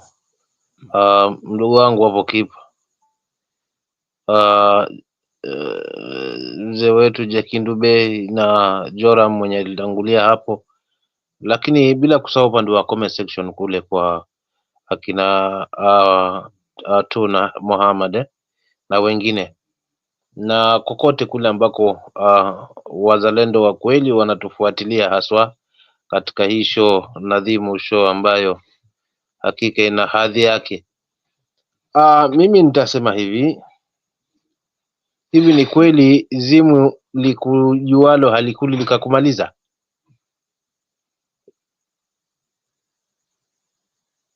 Hivi ni kweli zimwi likujualo halikuli likakumaliza? Kama basi jibu ndi kweli, basi sawa, wacha iwe. Maybe baba akiwa pale, maana kama ni uwezo wa kuongoza na kuonyesha uongozi, sina shaka nalo. Kwa hilo mimi sina shaka nalo kama msimamo. Lakini sasa najiuliza huu msemo tena kwa mara pili, maana hapa tunazimwi linalojua sana, tunalijua sana, lakini ndio linalotumaliza hapa kwenye taifa letu. Sasa nachanganyikiwa huu msemo, sijui nishike njia gani kakangu. But all in all, yote 9 la 10 ni hivi. Unajua nitapiana kisa kimoja haswa kilitokea haswa wakati wa nyuma. Huku upande wetu wa Kwale kulikuwa na mbunge mwenye alifanya kazi ilionekana stima, alileta mambo mengi tu. Wakati wa Lungalunga haijagaiwa kwa Lungalunga, bado tuko Msambweni. So jambo moja dogo, licha ya kufanya hayo yote, moja tu dogo lilimharibia, hajawahi kurudi bungeni mpaka leo, na alitamka kwa mdomo wake tu na si kwa nia mbaya, maana wakati tukio likitokea nilikuwa karibu, lakini baadaye sasa likazagaa kwa wananchi ama kwa watu tofauti na venye alikuwa amemaanisha. Yeye aliwakaribisha jamii fulani huku kwetu tunaita Waduruma katika shamba lake kwamba walime, lakini sasa kuna maembe pale kwake, watoto badala wasubiri yaanguke ili ndio wale vizuri, wakawa wanarusha vigongo wanayachucha, so mara wanauma hili wakibaga wanarusha haya mangao wanaharibu haya.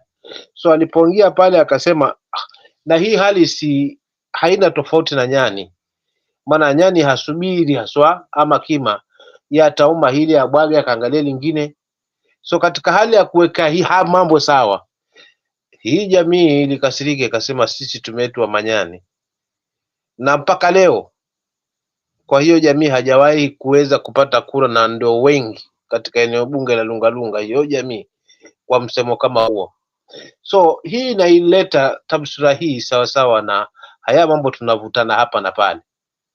Mimi sina shaka na baba, yale aliyowafanya, hata kama kulikuwa kuna mengine yanaonekana yanajulikana, lakini sasa haka kawimbi kalikotokea haka ndo kamechanganya wengi, mimi ngiwa mmoja wao na Wangira na wengine, kwamba despite ndio kuna mazuri mengi, lakini hili moja hili ndo limezagaa sasa katika akili na fikra za watu kwamba kumbe mdhaniaye ndiye sie na mwambie sie ndiye. Sasa katika hayo maswali ndio ambayo sasa yananipa mashaka kwamba katika taifa letu, je, kuna uungwaji mkono ule tunaujua wa kikamilifu na wananchi wote wakiwa na nia swafi? Je, wengi wanalioneaje haswa hili jambo hili la baba kujiunga haswa ama kuwa haswa kiongozi haswa wa Afrika, kutokana na haswa na huu chache ambao ama haya matukio ambayo yameweza kutokea karibuni? Kwa swala la chama cha Azimio ilianguka kitambo pale wakati walipoenda kushutiwa tu kwa gari, wakaachana pale, wakapiana gari empty zikazunguka. That was the end of Azimio. Nadhani katika hisho niliwahi kuzungumza nikasema hapa hakuna Azimio, sasa wacha nibaki kwa chama. Kama unakumbuka bila, nikasema acha tu sasa nibaki kwa chama na tuimarishe vyama. Tayari kwa nimeona. So Nadic report hiyo ilikuwa kama kusukuma mlevi, lakini already kulikuwa hakuna uwiano pale ndani mzuri. Maana unajua twende, alafu mimi Bernard ninyanyuke na niseme twende, basi watu meagana. Lakini twende alafu nikuulize twende wapi, sisi huwa hatujaagana. So hii ndio hali ambayo nilikuja nikaishuhudia wakati huo mapema, nikajua hii Azimio haitaenda popote, kwa sababu kuna hiyo hali ya kwamba twende, mwingine anasema twende wapi. Ushaona? So hiyo ndo mtazamo wangu, lakini mimi kila ilivyo naamini kwamba uwezo nao mzee, na mimi kwangu ni kumwombea Mungu, kwa sababu hata iweje ni Mkenya mwenzangu, na sitakuwa si jambo la mbolea niseme mimi naweka kikwazo wa baba kwamba kwa sababu akafanya ABC na hili kwamba hii position asipale, mimi namuombea. Na nitaungana mama Selina hapo kwamba Ruto pia ajipange, kwa maana yakishinda huko sasa, wakati wa kurudi yatakuwa si mambo yale ambayo tulikuwa tunashuhudia, kutakuwa na mambo mengine. Na kweli kamwacha wake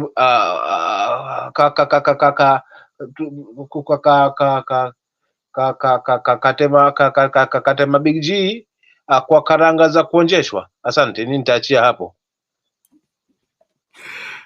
Msimamo, asante. Nakuambia mafumbo hayo. Tunapojifunza Jakinduve yuko ready. Tunapojifunza Kiswahili kamilifu, alafu dosari moja inaharibu kila kitu. Kwangu mimi ni lazima angalie masuala kwa upana, sio kwa njia moja tu, na hiyo ndio mojawapo ya kuwa kiongozi. Kiongozi angalii sehemu moja tu, unaangalia sehemu zote. Kuna mmoja ya askofu wangu huwa anasema, ajali unaongea kwa ndimi ngapi kwa dakika moja. Hawezi kuleta gari lake kwako kama wewe sio mechanic ambaye unajua kazi yako. He would rather forget the tanks and give to skill than consider tanks when it comes to repairing the car. And that is what I'm talking about. Kama mtu anaweza kazi, apewe kazi.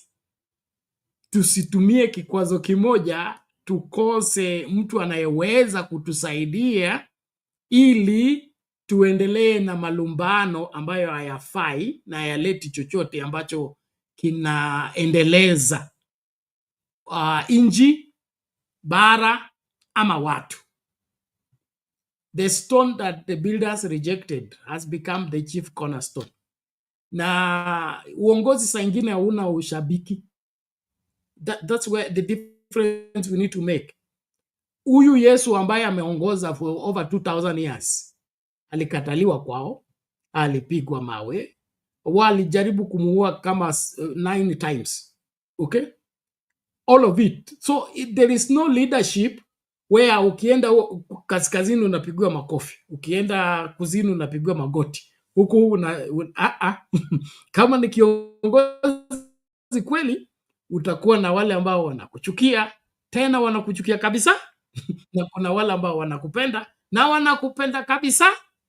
So hii uongozi ingine mnajaribu kutujengea hapa, ya hii ya mama Christmas, hii ya baba Christmas, ya kupendwa na kila mtu, kusapotiwa na kila mtu, na kukubaliana na kila mtu, that is not the whole essence of leadership. And so the dynamics of leadership here to me is within the proper context.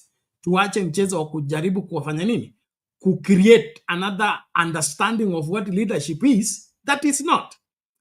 All the same, Jakindube, kazi kwako.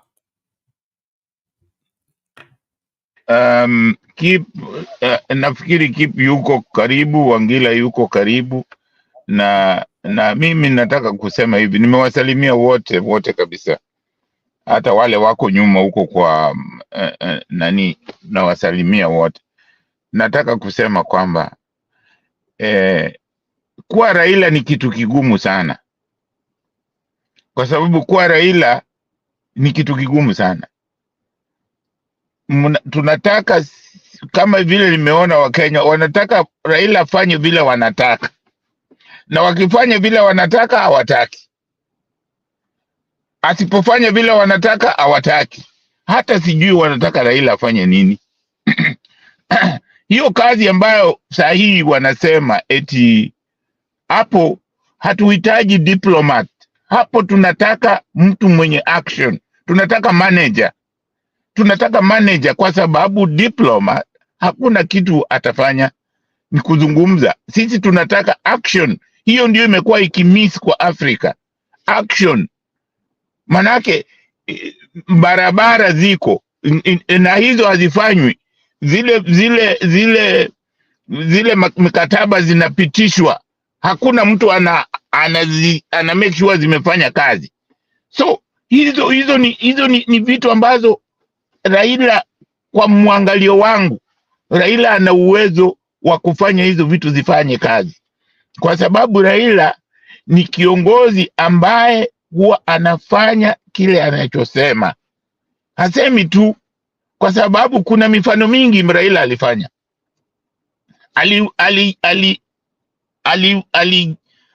Alisema anataka mageuzi Kenya, alikubali kwenda jela miaka 9 na wala hakulalamika. Alipotoka jela, mtu ambaye anasema Raila ni divisive, alikuja akafanya kazi na Moi, mtu ambaye alimfunga. Hata mama yake alikufa akiwa ndani na hakuruhusiwa kwenda kumuona mamake, kwenda kumzika mamake, lakini alikuja akafanya kazi na Moi. Kibaki Raila alifanya kazi na Kibaki baada ya kumkampenia, baada ya kumnyang'anya. Hata watu wengi wanasema walimnyang'anya ushindi. Hata baada ya kumnyang'anya ushindi, Raila alikubali kuifanyia nchi ya Kenya kazi, na wakati wake alipokuwa akifanya kazi hiyo ndio wakati wanasema serikali ilifanya kazi nzuri sana, kila mtu anakubali. Wakati Raila alikuwa Minister of Roads and Works and Roads, watu wengi sana walilalamika na uamuzi wa Raila wa kufungua zile mabarabara. Zile zilichukuliwa hata na watu. Saa hii watu wanafurahia hizo vitu ambavyo alifanya. Wanamlaumu na sasa wanafurahia zile vitu alikuwa amefanya nini? Amesema hii kitu itafanywa. Siku zote mimi nasikia watu wakisema Michuki. Wakati Michuki aliwaambia watu kuweka belts, kufanya matatu ziwe, watu walimchukia. Lakini baadaye saa hii Mchuki amekufa, bado watu wanazungumza juu ya Mchuki. Sasa hayuko. Tusiwe watu ambao wanapenda wafu. Wale mtu wakati yupo, badala ya kuchukua kufanya na yeye kazi, mnamkijeli, mnamsema vitu ambavyo hazifai. Kwa sababu Raila amefanya kazi na hata na Uhuru alimsaidia yani baada ya Uhuru kufanya hizo, bado huyo mtu unamuita divisive. Hata saa hii Ruto alikuwa ameangushwa, amekubali kufanya kazi, kumsaidia afanye kazi, mnamuita divisive. Huyu Ruto alichaguliwa na Wakenya. Wakenya ndio walimchagua baada ya sifa zake.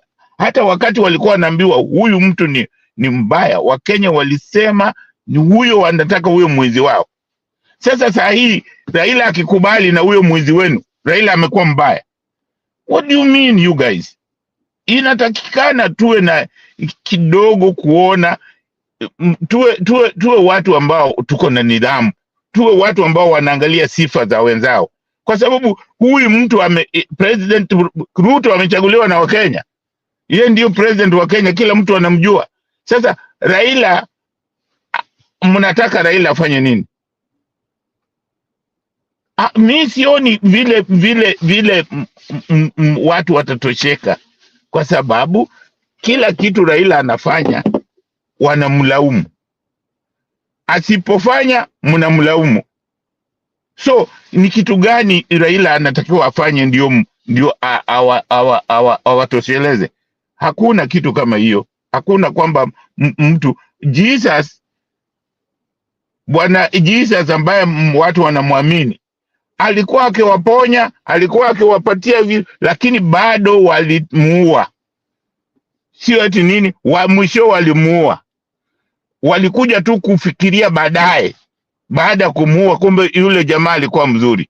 Sasa hivi ndivyo tunavyoona. Kwa sababu watu wengine saa hii wanasema Raila asiende huko, hawataki aende kula, anataka kae Kenya, anataka tutetee. Anatutetea, na wakati anatutetea hapa, hata wakati anaenda kwa maandamano, si alikuwa anataka kuuawa hapo? Mbona Wakenya hawakutoka? Mbona Wakenya sikuwaona wametoka nje wote kusema mbona mnataka kuua Raila? Hii tusiwe watu ambao hawana shukrani. Huyu jamaa kitu ambacho ameshafanyia Wakenya hakuna mwingine ameshafanyia. Wale alifanya nao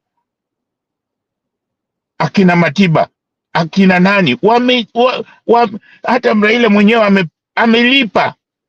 Mnamuona anafagia, anapangusa uso macho yake kila siku, na watu bado appreciate hiyo. Hatushukuru hata saa hii kuwika ambayo tunawika siku hizi. Hii ni jasho ya Raila. Watu ambao wanamlaumu walikuwa wapi jamani? Saa zingine tuache kumlaumu Raila kwa kila kitu. Mimi sikubaliana na Raila kwenda huko, lakini kama ameamua hiyo ni kitu anataka kufanya, mimi nitamuombea ashinde, kwa sababu najua akipata hiyo kazi Raila atafanya kazi na haitakuwa kama usual, itakuwa tofauti, kwa sababu tofauti ya Raila ni kwamba ana vitendo. Hawa wengine kazi yao ni kuzungumza tu. Tunataka manager. Kagame ni manager, sio politician, sio diplomat. Sasa hii tunasema sana kwamba Kagame na hiyo nchi yake ameifanya vizuri, ameleta maendeleo vizuri, kwa sababu yeye sio diplomat. Akitaka kufanya kitu anafanya. Traore, sasa hii watu wanasema sana vile Traore amefanya nani vizuri, tunasema vile ni kwa sababu si manager, anafanya kitu action. Hiyo ndio kitu tunakosa, na mtu wa action ni Raila. Hata mambo ya Azimio mwanamlaumu Raila, lakini wakati wa Azimio wale wajumbe wa Azimio walichaguliwa. Badala ya kukaa kufanya kazi, walifanya nini? Hao wajumbe walifanya nini? Sasa washakimbia wote, wameenda ukule kwa serikali. Hata kama Raila atafanya nini? Jamani, sometimes sisi wengine tuangalie, tusiwe saa yote tunamlaumu Raila. Na ninyi vile vile mkiambiwa chukua action, you don't. Saa hii Gensis tunasema ati Gensis, wapi action ya kuwasaidia basi? Wapi mtu anatoka na Gensis? Tunawaangalia tu.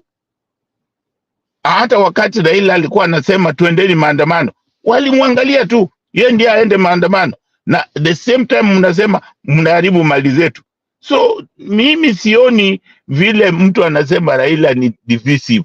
Raila si mtu divisive. Raila ni mtu mvumilivu sana.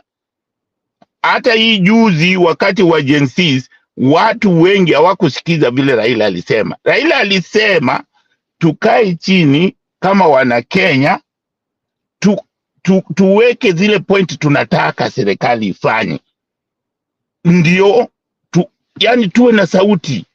Lakini watu wakasema hapana, hatutaki kukaa chini, hatutaki. Nchi gani itaongozwa bila mipango? Ni vitu gani inafanywa bila? Hata saa hii hapa tunapozungumza, hatuzungumzi huyu anazungumza, hatusikizani. So tukitaka kuzungumza hivyo, Bernard huwa anasema pana tuwe na order. So lazima tufanye vitu na vitu ambazo zina mipango, vitu ambavyo ziko na order. Hata ukitembea barabarani, hata ukiendesha gari barabarani, hata ukitembea, kuna order. Bila kuwa na order, nothing will work. So mtu akisema, Raila alisema hivyo, walimpuzia akaacha. Aliwaambia tu kaeni chini, tuseme zile pointi zetu tunataka serikali ifanye. Hakuna mtu alitaka kusikia. Walisema tutaki kuzungumza, ile mazungumzo haikufanya chochote. Hauwezi kufanya kitu bila kuwa na mipango. So mambo ya kulaumu Raila, wacheni Raila afanye hiyo kazi, aende afanye hiyo kazi. Kama anaweza kuipata, aifanye. Mtu simlaumu, mimi sitaki kumlaumu. Asante sana Bernard. Sawa, asante sana Jakindube. Ujumbe ndio huo, mabibi na bwana, naomba tafadhali tumakinike.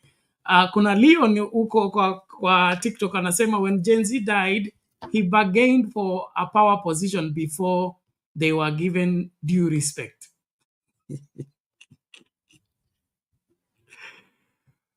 I don't know what to say on that, but alibargain power na nani?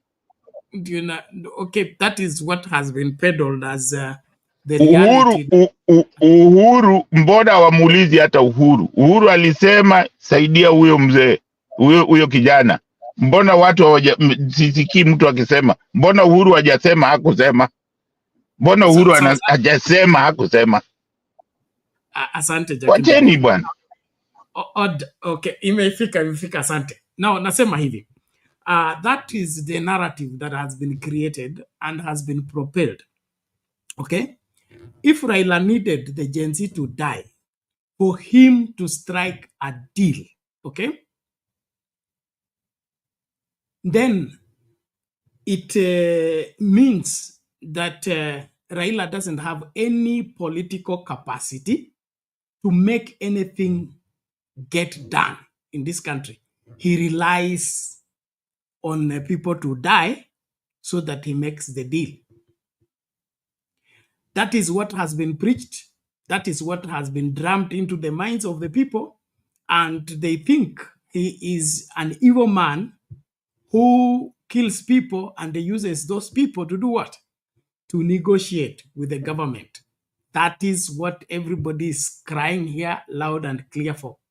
But the truth is far from the same. The capacity for Raila to negotiate and function in government, all successive government, was to stop the killings, not to capitalize on the killings.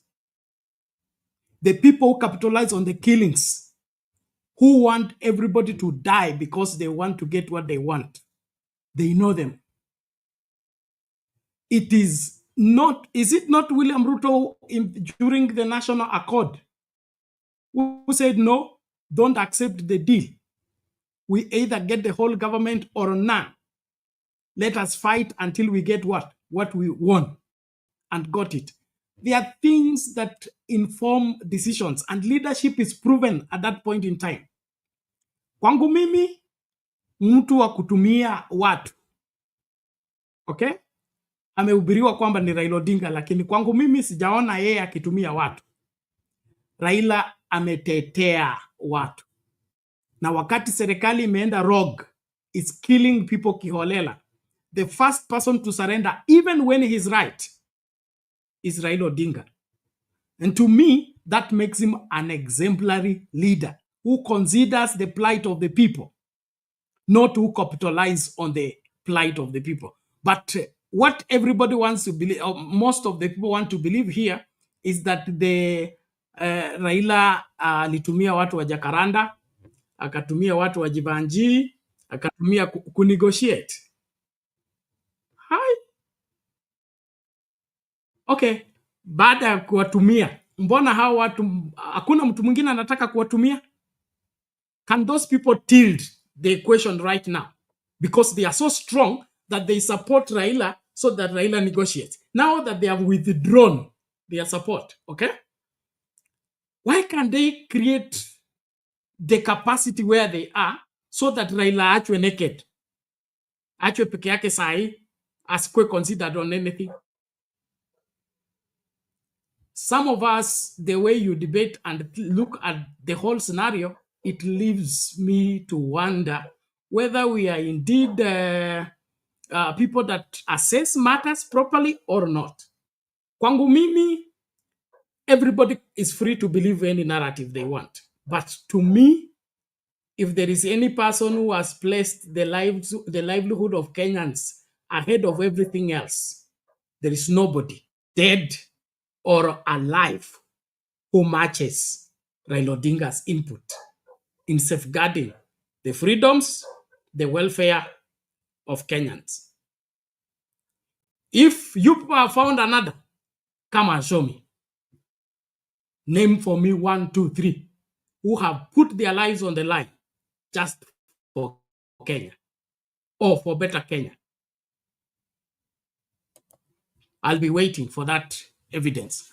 All in all, thank you everybody. As we continue to negotiate, let us keep it civil and do what we must do. Thank you. Naomba tafadhali tumsikilize nani? Furaha. Alafu naona Alex amekuja alisema anataka nataka ukae hapo hapo, leo ni leo. Furaha? Hello, everyone. Hello to you. We can hear you. Go ahead. Yes, I see the topic. Raila battles for AUC Chairmanship amid stiff competition. And then, okay, there's the land issue. Archbishop Muheria speaks out.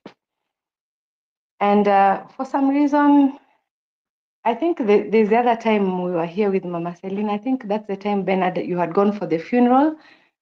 And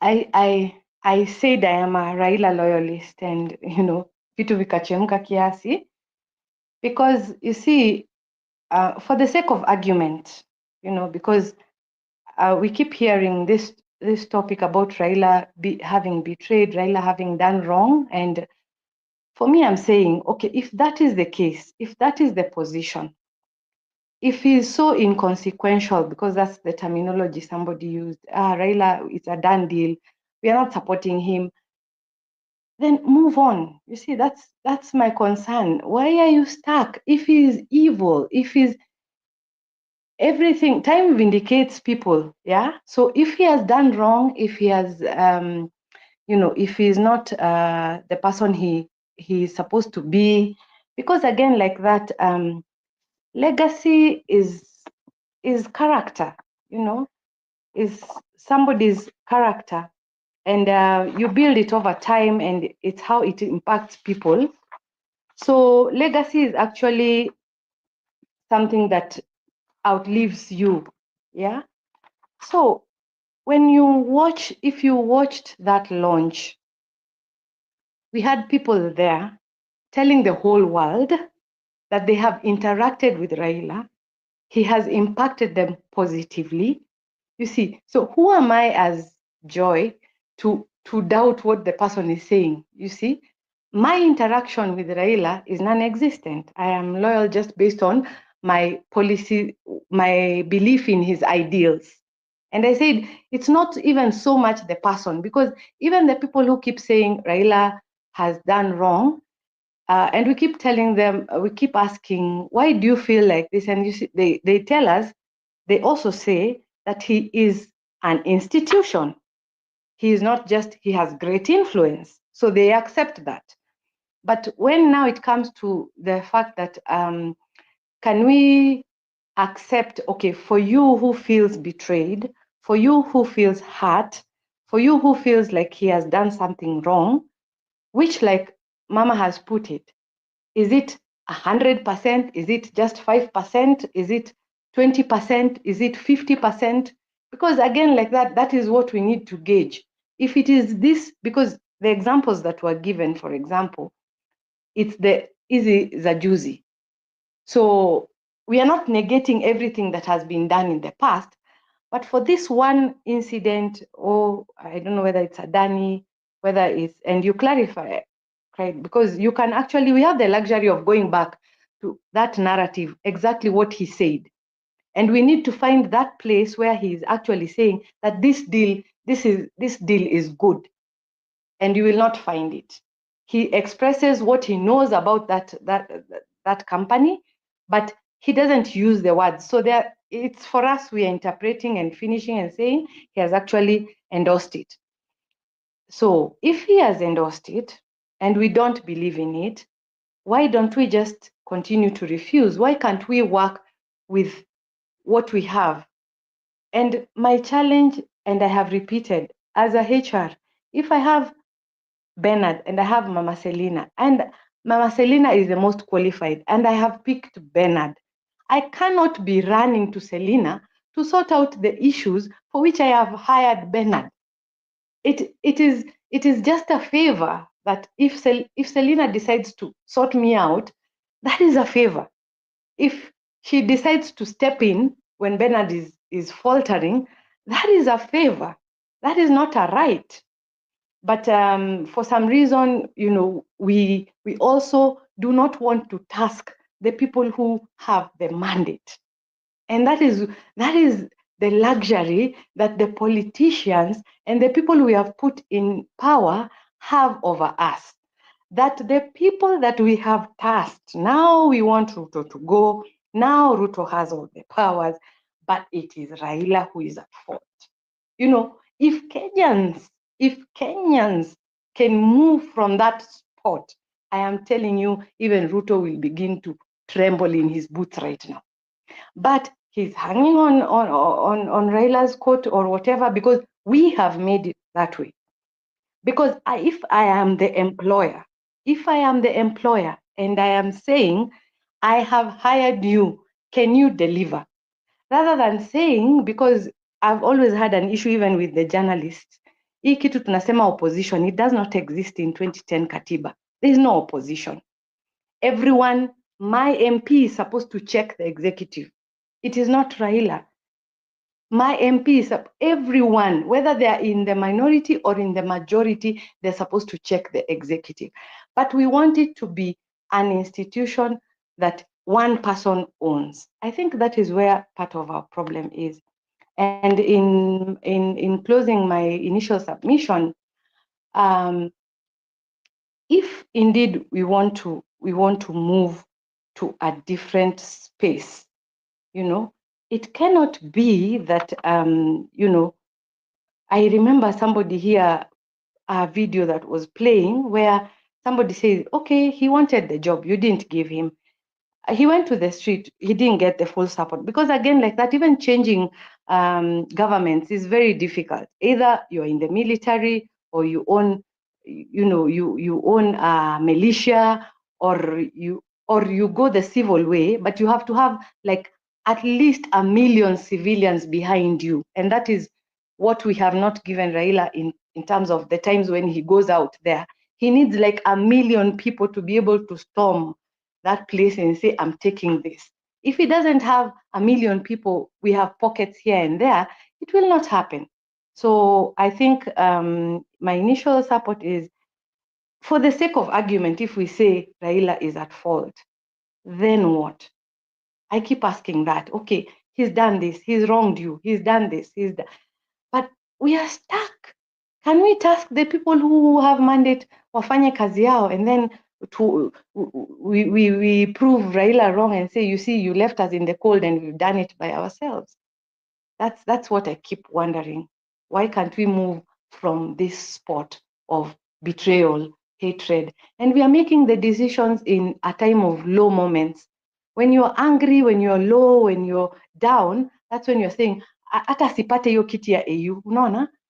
Just because you're angry, not because you think he's not qualified, because there is a whole list. That qualification exists online. If you go and check, and then you see if you can't tick like 100 points that Raila has for that seat. Thank you, Bernard. Okay, thank you, Faraha. We appreciate that. I still appeal to each one of us to keep the focus. Some of us here have had girlfriends and we broke up. Do you now cast that to your girlfriend that she should never get married anywhere? Nobody should look at her again, simply because she left you? Okay, if you did that, would you be a good man? Would somebody else now recommend you that we aliachwa lakini ni mzuri, enda kamoe? Kama alilaani yule waliachana na anaendelea kumlaani asiolewe mahali popote alienda, asipate chochote kila anatafuta kwa sababu aliniacha, would that now make you the best option, that now you will now marry another one because you cast the other one? That's a question I pose for you as a Kenyan. If your Kenyan brother did something wrong, would you now cast that to your brother completely simply because he didn't agree with you in some decisions? Secondly, Raila is an old man, and old men think differently. Young men can break down anything because they have time to build it. Old men would rather save what they have than for them to be promised that they will go and start again and build. Just the ideology of elders. An elder ni mtu wa kurepair ile iko, a preserve ile iko, because maybe the energy to start afresh is not there, or the establishment of starting afresh, or rather a little interference may establish a foundation that is faulty going forward. So why can't we save this and correct whatever that is wrong going forward? To me, I think that is the mindset behind Raila's decision at this point in time. As us who are hot-blooded, We are paying for blood. We want to overthrow the government, send away everybody, scatter, burn everything, because we have energy. We can build again. Baba was in prison for 9 years trying to get the space for us to talk, get us the liberty to have a country where we can say we are Kenyans, not refugees in our own country. He knows the process. 80s fighting, 90s fighting. It was until 2010 that the freedoms were established in the law. Does he have the time to fight another 30 years of rebuilding a torn down Kenya, scattered and destroyed completely the way you people are recommending? I don't think so. So, tuokoe huyu mtoto ambaye bado anapumua kuliko kusema kwamba tutaenda kulala, tutengeneze mwingine ambaye tujui kama atakuja ama hatakuja. Nimeachia hapa. Naomba hivi. Ni wakati wa Alex. Yes, Alex, it's your turn. Then Wangira is here too.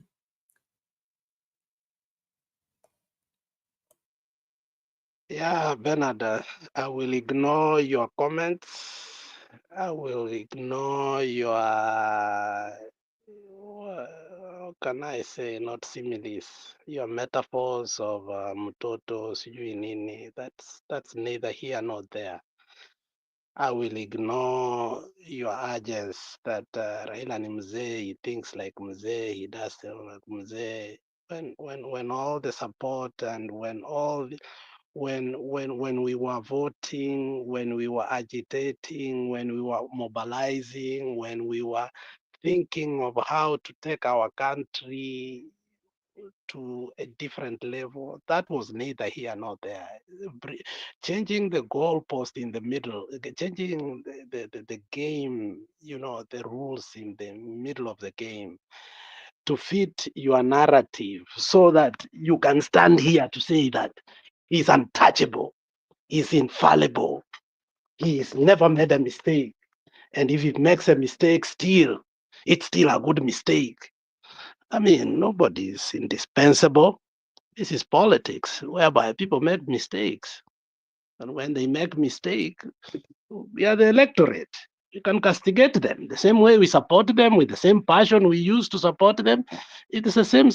Because we didn't follow personalities, we followed laid up status, including having a manifesto, knowing that even this person, when he was to go there, there were to be rules and bylaws to guide him so that in case he falters and moves away from that which he pledged and campaigned, we can put him into task.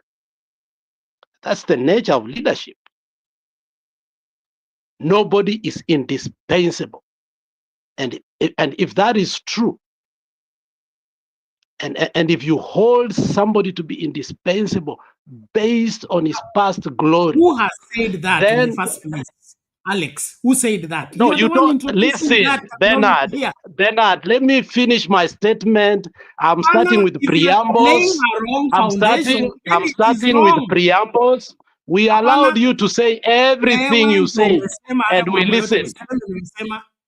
Don't say I said. You're the one who's saying that, and lay that premise. Okay, you did not say. You did not say. Thank you. You did not say. There are hindsights. You didn't say, unless I heard wrongly. So the whole issue is we cannot, in this country, touch one person when it comes to his mistakes politically. And because, and Furaha, I will tell you, you as an HR, you educate us based on the narrative you want us to follow. Now, give us reasons why people are fired as a HR too. Because people get hired. One of the reasons why you have an HR position is to hire and fire. You don't fire somebody by saying you ignore them while they're still playing their responsibility. It doesn't happen. Now, let me leave that emote issue because we will never agree on it. We will never agree on it because we have stuck our feet to the cement and it has dried. Let me move past that. A clear example, Botswana. Hama makes a mistake. Ian Hama makes a mistake. The same mistake Uhuru made, the same mistake that probably Kibaki made and Raila had made in 2002. But now Hama looks clearly and say, look, I've made a tragic mistake for this country. If we pacify these mistakes, history is not going to be good for everybody, including I and the people who have governed this country. In spite and despite of everything that happens to him, he goes to exile in South Africa. And he fights the regime that he helped put in of Masisi for 4 years without relenting. He is put in exile. His brother is put in prison. All these things happen, but he fights a good fight, not by joining Masisi, by saying we made a mistake. This man has changed this country.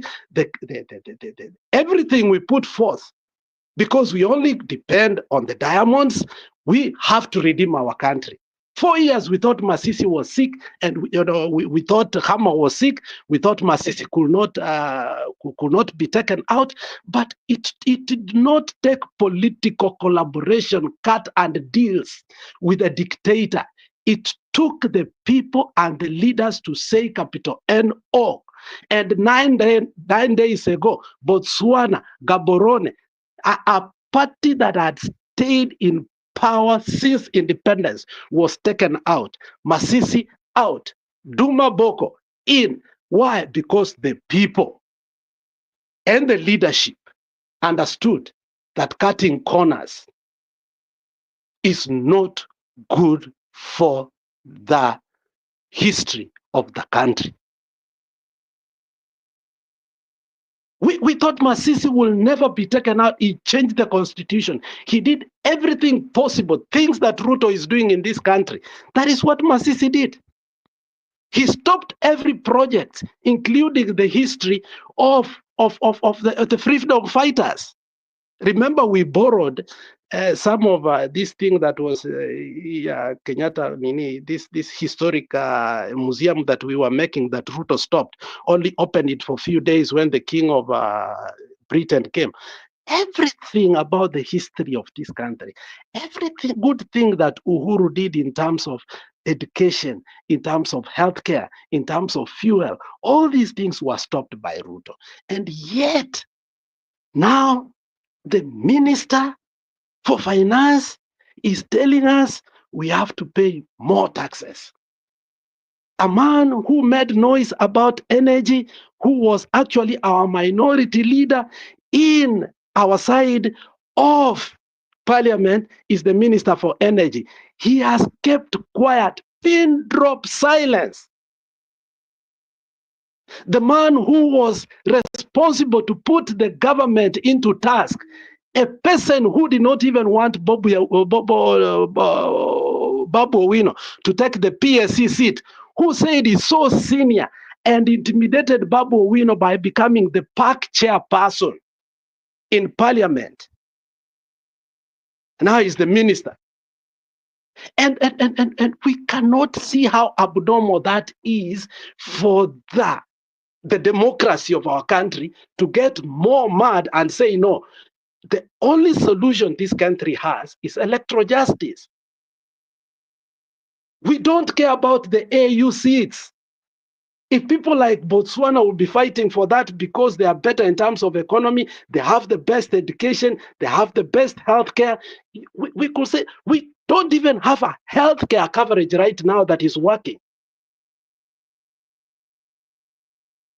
We don't even know it. Sunday, the other week, Gogo was telling Ruto that, look, ni shift, ni NHF, ni shaft, we don't even know what is happening to us. So what I'm saying is this. this cutting corners should stop. Let us know that even in this country, in as much as we wanted Kamala to win, but I did say, congratulations, Trump, we lost it, okay? It was painful, but at least he stuck his foot to the cement. He fought a good fight. He never took any deal. He said, come, rain, shine. We will fight this good fight and get this regime out. That's what we ought to do right now. For us to make sure that we can never suffer again, electoral justices are the best way to go. This AU seat for me, it is not divisive. No, Raila deserves it. Raila also qualifies for it, but it was not a priority. When we put priorities first, it wasn't, because we are faced with a danger. And the danger is, while he wants to go to the AU, we have people who are telling us that now we are going to have 7-year term. We have not even picked the IEBC, so we do not even know the future of our election in that country. Those are the things we ought to talk. Put our house in order first. Make sure that our democracy works first inside out for us to start agitating for other seats. So Raila was the man for the job. Our emotional equity and investment on him is the reason why we are mad, furaha bad, because we understood his capability. And we have not given up on him. We must put pressure on him and tell him that domestic matters are more important. That's why Americans did not care about the foreign policies. They said, make America great again. East and West, home is best. Ruto ought to be taken out. And Raila knows very well that he has the power, the capability, and the capacity to help us do that together. And that is what we are asking for. We should not be discussing of the AUC seat. We supported him when he was one of the people who was steering infrastructure when he was in the AU, that seat. He did a superb job. We never criticized him. In fact, the gateway or the way he could explain how he wants us to have transnational roads, or how can you tell, intercontinental roads, railways, plus also the biggest hydroelectric power in the world, we support that. But not by leaving Ruto in our country. It hurts that other countries like Botswana can make it. Other countries are focusing mainly how to, but what are we doing? We are talking Ruto for 7-year term. And within the party that he formed, ODM, we are seeing people talking about it too. Who wants to vote for that? Our democracy is at stake. That's why we are saying that it does not make any sense to us. That's why we want it to fail so that we can focus on our country.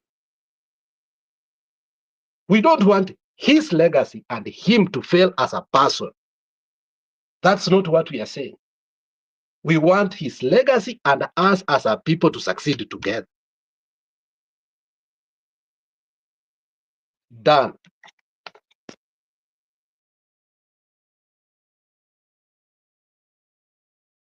Just a moment, Mami. Farah had to respond first and then you. Okay, I'll respond quickly to Alex about firing. You cannot fire somebody you haven't hired. It's just that simple. And for me as an individual, for example, I have my ward rep that he wasn't the person of choice. My MP was also not the person of choice. My women rep was Pasaris, Esther Pasaris. Sakaja wasn't my choice, it was Igathe, and Sifuna was my choice. So you see, these are people I have hired. And Ruto, you know, we were a panel, and I didn't want him, but the panel, you know, won, majority won, and Ruto is the person who is hired. So I cannot fire somebody I have not hired. It's as simple as that. Thank you, Alex. Okay. Mama Selina, quickly. Penat, nimesikia Alex vile amesema, and kama watu wange explained bila bitterness ama tungejua the real cause of Baba being here ni kutusaidia kutoa Ruto, because everybody else who is here, who is in Kenya, cannot do that. I think Alex wangetafuta wase, watafuta wamama wale wako strong, waende waketi chini na Baba. You know, really Penat, when a father is in the house na ametegemewa, and then he just abruptly anasema anataka kuenda, inakuwa ngumu. So I think the best thing si kumutusi, si kumulani, because you cannot even lani mutu mse. So if that is the case, badala ya watu kuongea mbaya, kwa sababu imekuwa mingi, hurt people, they could leave alone us. Wacha sisi yenye tuna sympathize na Raila tu, lakini kuna ile real yenye hata anasikia kabisa uchungu. Mimi nasikia uchungu, but I'm a Kalenjin. Can you imagine the real people and the real supporters, not even Luos? Wale watu wamefuata Baba, akisikia uchungu hiyo wanasikia mbaya. I think the best thing, kama tunajua we cannot do without Baba, then tunaambia ile watu wanajifanya eti ya kwamba Raila is nothing, to be quiet and let this man show us the way. Penat, kuna watu kama kina Kalonzo, election tu ikiisha ama ikiipiwa wanapika kifua, and they know they cannot do nothing. Now Raila is not even in the picture. Now Raila is not even the party leader ya ODM, imepatiwa Nyang'nyong. Now Raila, Gladys Wanga is the chairperson. Sijui anaitwa nani? This one ya Kakamega, your man, Otsotsi, Abdul Nasir. This man is just a grandfather now, ameenda. So why can't we visit these people like the Nyang'nyong and the other and say, look, man, you cannot do it. We need Baba. So Alex akona right, but the way ana approach, not the way watu wengi wana approach ni mbaya. Yes, he feels so bad, he support Baba, but hiyo si njia ya kutoa nguo baba yako, ile amekusa. Hata ukipata baba yako na ameenda na msichana ya chini yako, unaangalia aside, but huwezi enda ambia mama yako ati leo nimepata baba akifanya. Utakaa tu wewe ni mwanaume, ukikutana na yeye kwa kona unamwambia msee, that is not the right way. But huwezi kimbia nyumbani umwambie mama ati sasa nimepata baba, you know, unafunja nyumba saa ile mama anaenda, tena wewe unapaki na shida. Thank you, Penat. Okay, thank you. Thank you, Mami. Yes, Alex, what is it? This sexualization of politics can go a notch higher if we also start sexualizing it by using metaphors to allow you to understand what it means. But we have always said we are not going to go there.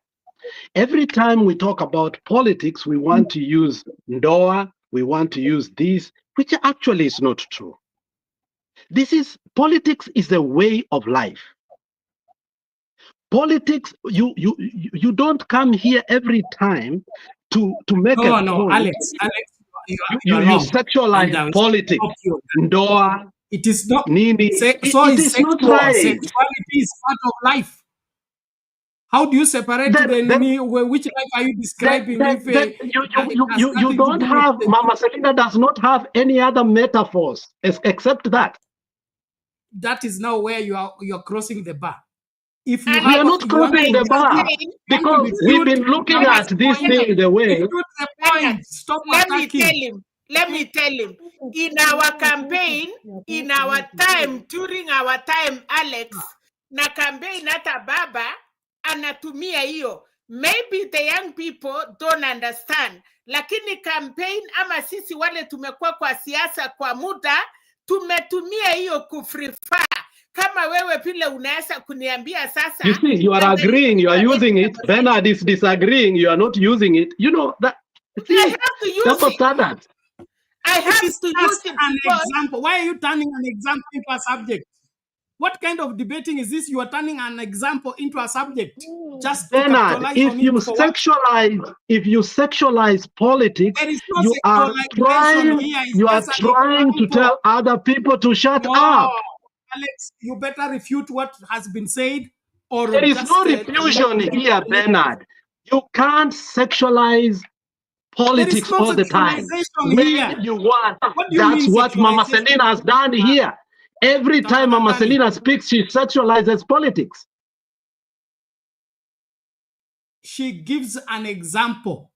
She does not teach sexual education here. Sexual examples. You are the one sexualizing the program. And yeah, when you say, okay, let me ask now a question in a way, because that will help me maybe. Question usually help.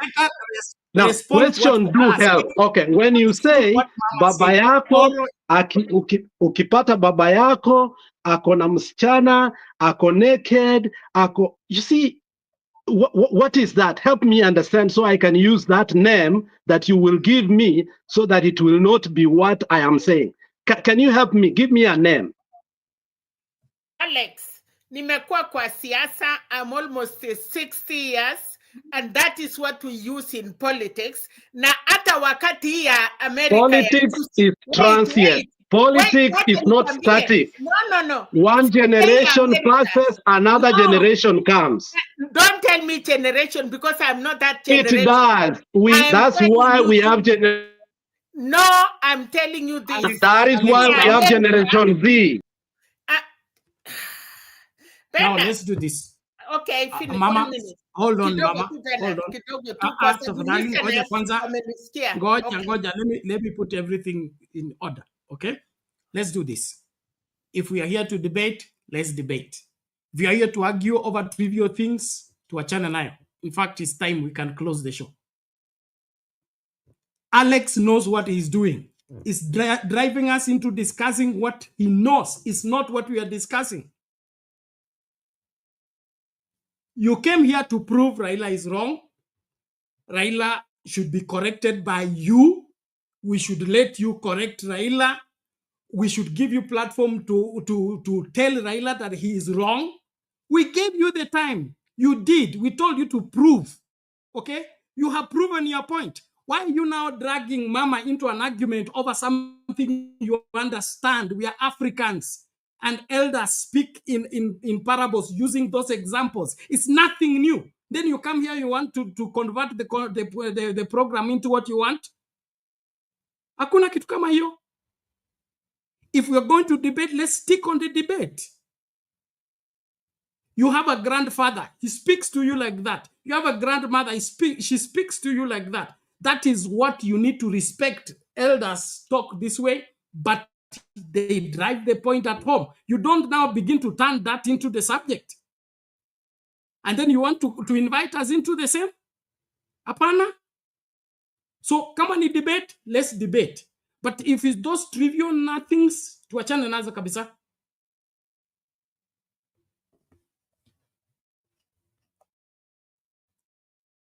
So Alex, if you have a response to what Furaha said, give your response. Lakini your story ingine, staki kabisa. I don't have to be here to pacify your greediness, Bernard. And I'll tell you this.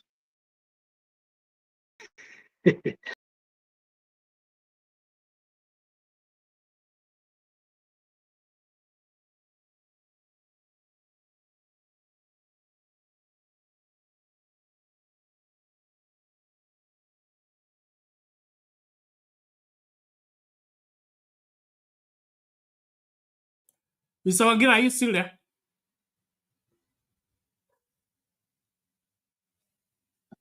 Yes, I am, Bernard. I was just listening from my background. Okay, one moment. Furaha, Nyeri Catholic Archdiocese Archbishop Anthony Muheria has accused the government of being out of touch with the plight of Kenyans. Speaking in Nyeri at the canonization mass of Father Joseph Aramano, Archbishop Muheria took aim at the Kenya Kwanza administration and accused it of making policies with no regard for the effect they will have on the poor. He has called on the government to exercise humility and empathy when formulating policies and to take a moment to reflect on how the policies impact Kenyans. Mary Morki reports.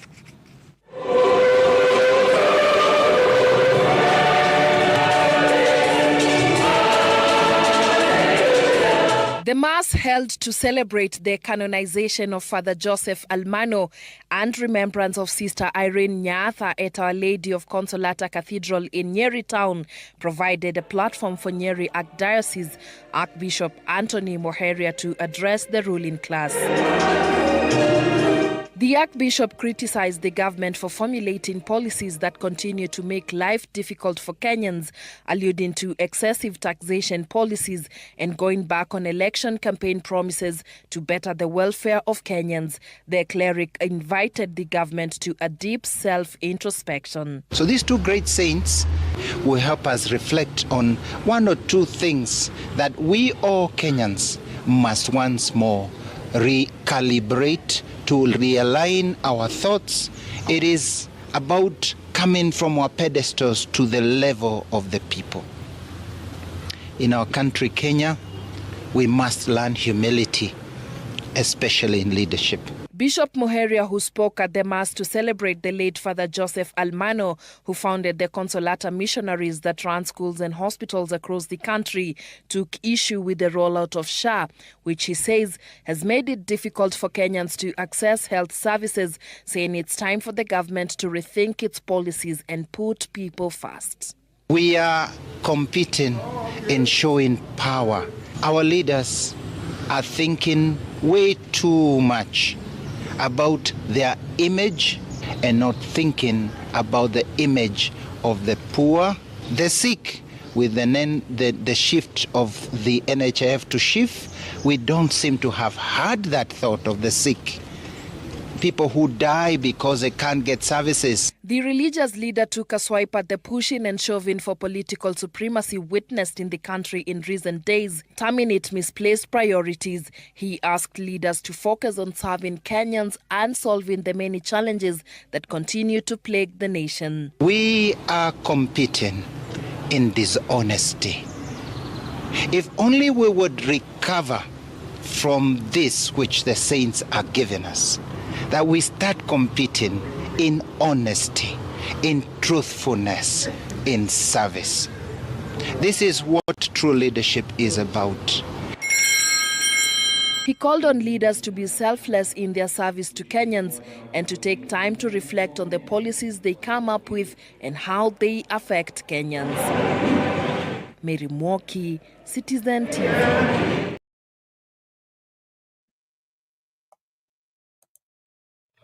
Okay, Wangira, it's now your turn. Thank you, Bernard. Let me start by bringing up one or two issues with Furaha, this lady with a very wonderful name. You know, she says she's an HR expert, and as an HR expert, you know, she says that, you know, you cannot fire a person that you have not hired. I do agree with her on that point fully.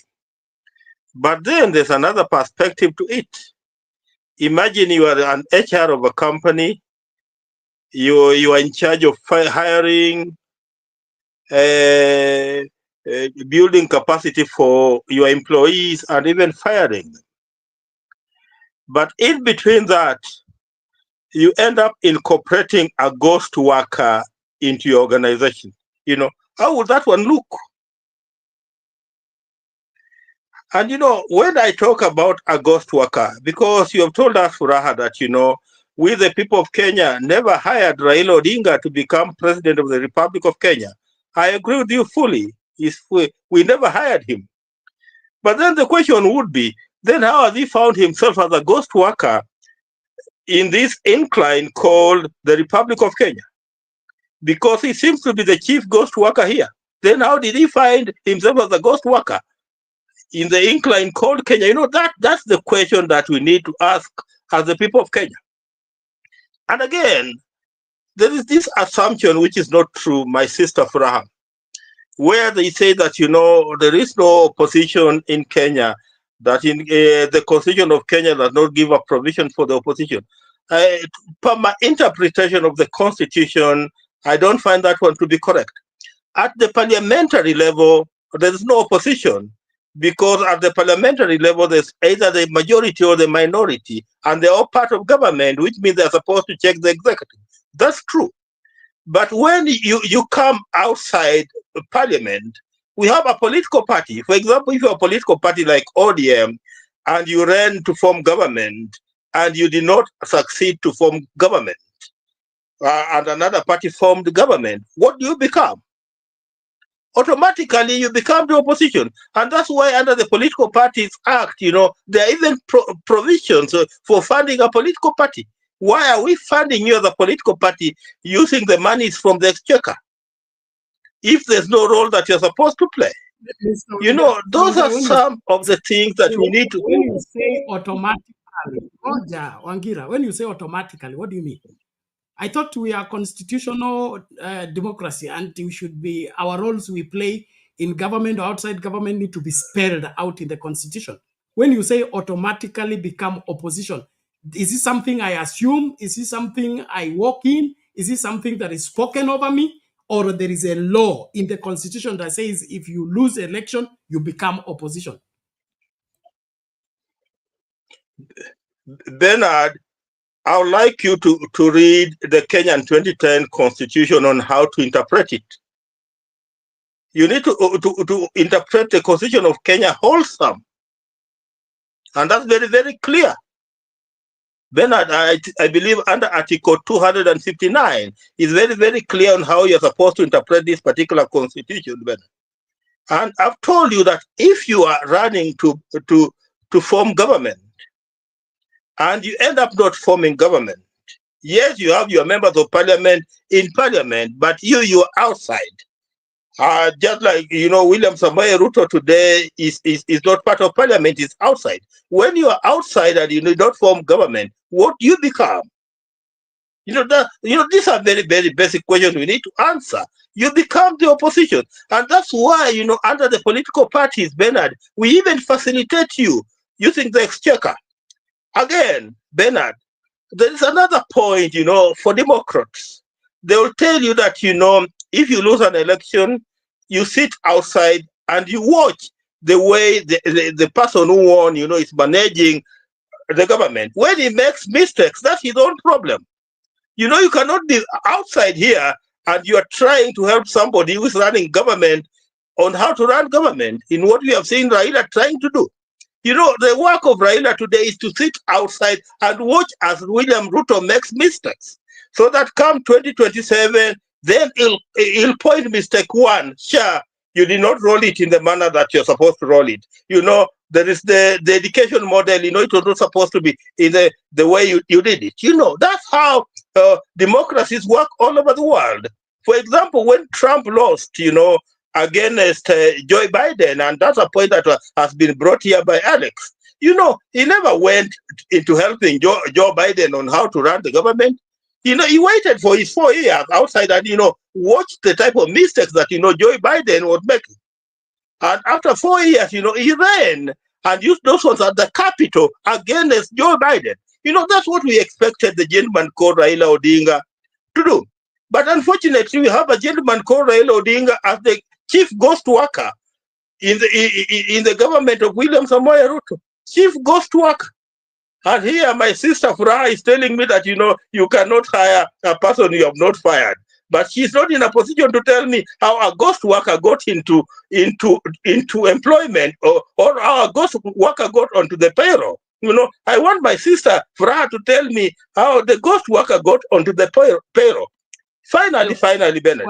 On the issue of whether Raila... You can't drop that. Wait. Prove that Raila is on a payroll as a ghost worker. You say he's a chief ghost worker. So you have found he's on a payroll. He collects his salary. It goes to this account. Yet he's not one of the employees of the government. For him to be a ghost worker is not recognized anywhere. Quickly, please. Bernard, I'm just using, the perspective that has that my sister Furaha has brought here. She has told us very clearly that as an HR expert, it is a basic thing that you cannot fire a person. I respect you a lot. But the kind of information you are passing across very passionately is very, very dating and very wanting. And you're doing it deliberately. Okay? You cannot fire somebody you did not hire. Okay? That simply means Raila was not hired. You are claiming he is a ghost worker. Okay, then prove he is a ghost worker by showing us his name on the payroll. He receives salary here, yet he is not hired. That burden of proof is on you. It's not on Furaha. Okay, Furaha has said, as far as the employees she has on the list is Sakaja, is Basaris, is Ruto, and the people that were hired. Those are the ones to be fired. Those that were not hired cannot be fired. So you prove to us that this ghost worker you're calling has been hired, he's earning salary, yet he was not hired the right way, okay? And he's drawing salary. Can we have evidence towards that?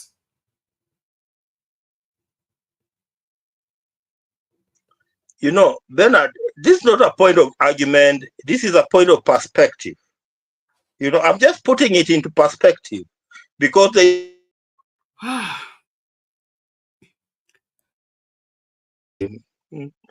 I'm just putting it into perspective. The issue was on higher.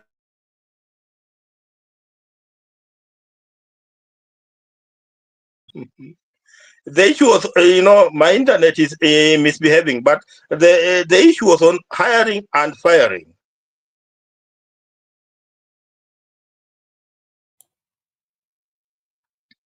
I brought a third angle here of a ghost work. And if you want me to prove that, Raila Odinga is a ghost worker in the government of William Samoei Ruto, I can go ahead to prove that he's a ghost worker. If that's what you want me to say, then I prove. Exactly. How did the ghost worker get hired? You seem to be the one hiring ghost workers. Please prove it.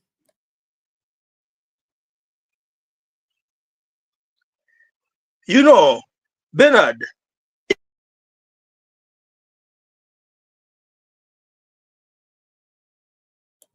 sort out your internet. Furaha, you can respond. Sort out your internet. We can't follow you.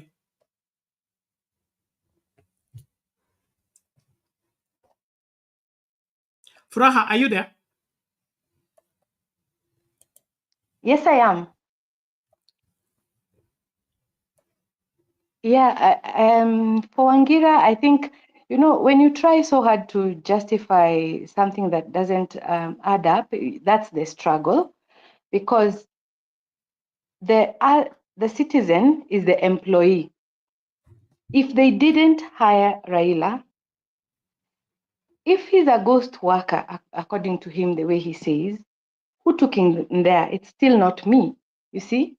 So in case the Ruto, the employee I hired, who is Ruto, hafanyi kazi yake vizuri, ameanza kuleta watu kwa serikali wamsaidie, then I still hold Ruto accountable. You see, I'm still going to hold Ruto accountable because I have no business with asking somebody questions, somebody who I did not task with any role to play. If I didn't ask him to take care of Kenya, I didn't give him the job of taking care of the country, I cannot be asking him. And that is the folly that we have as Kenyans, that we want it so hard.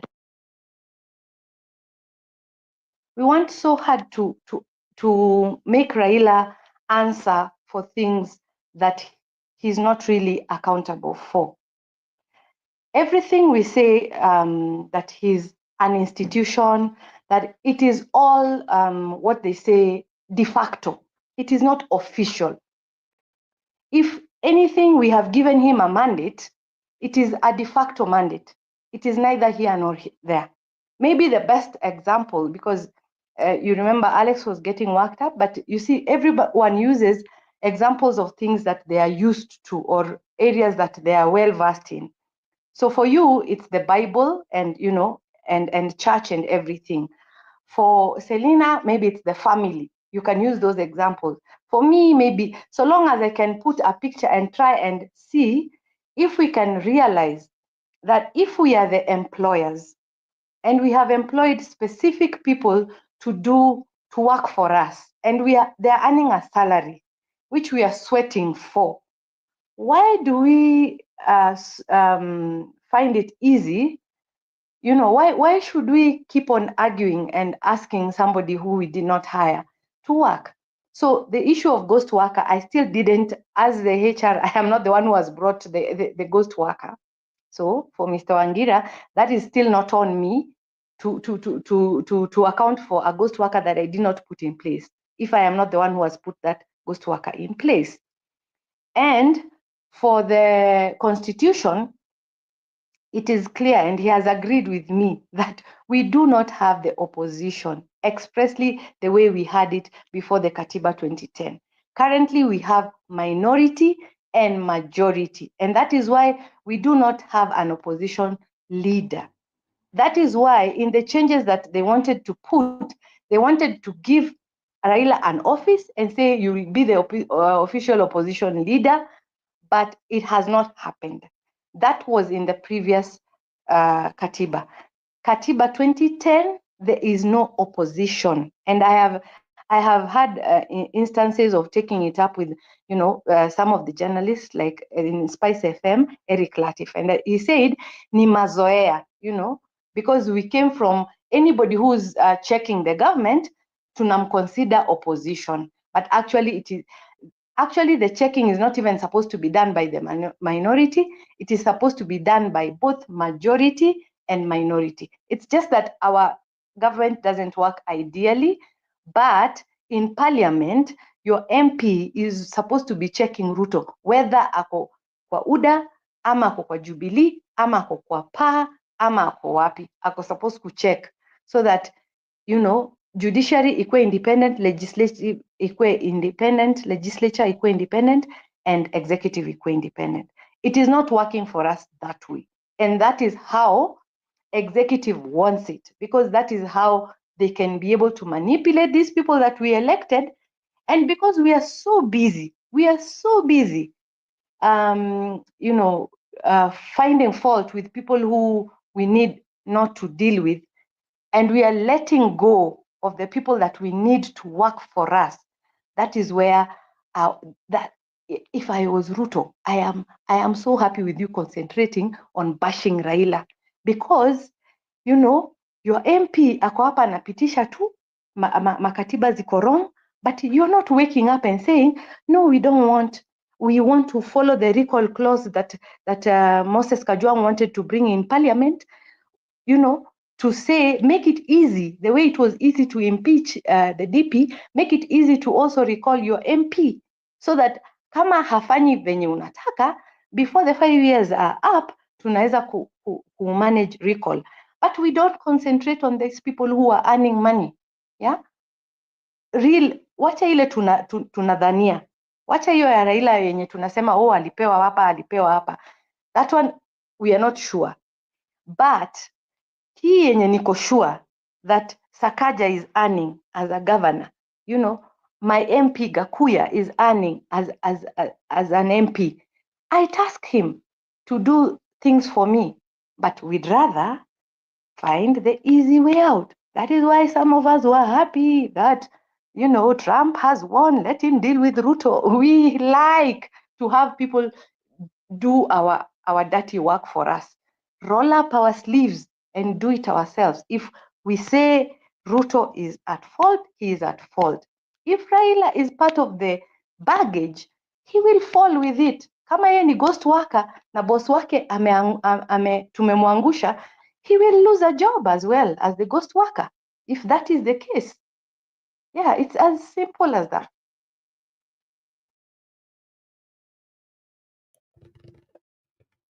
Okay, thank you, Furaha.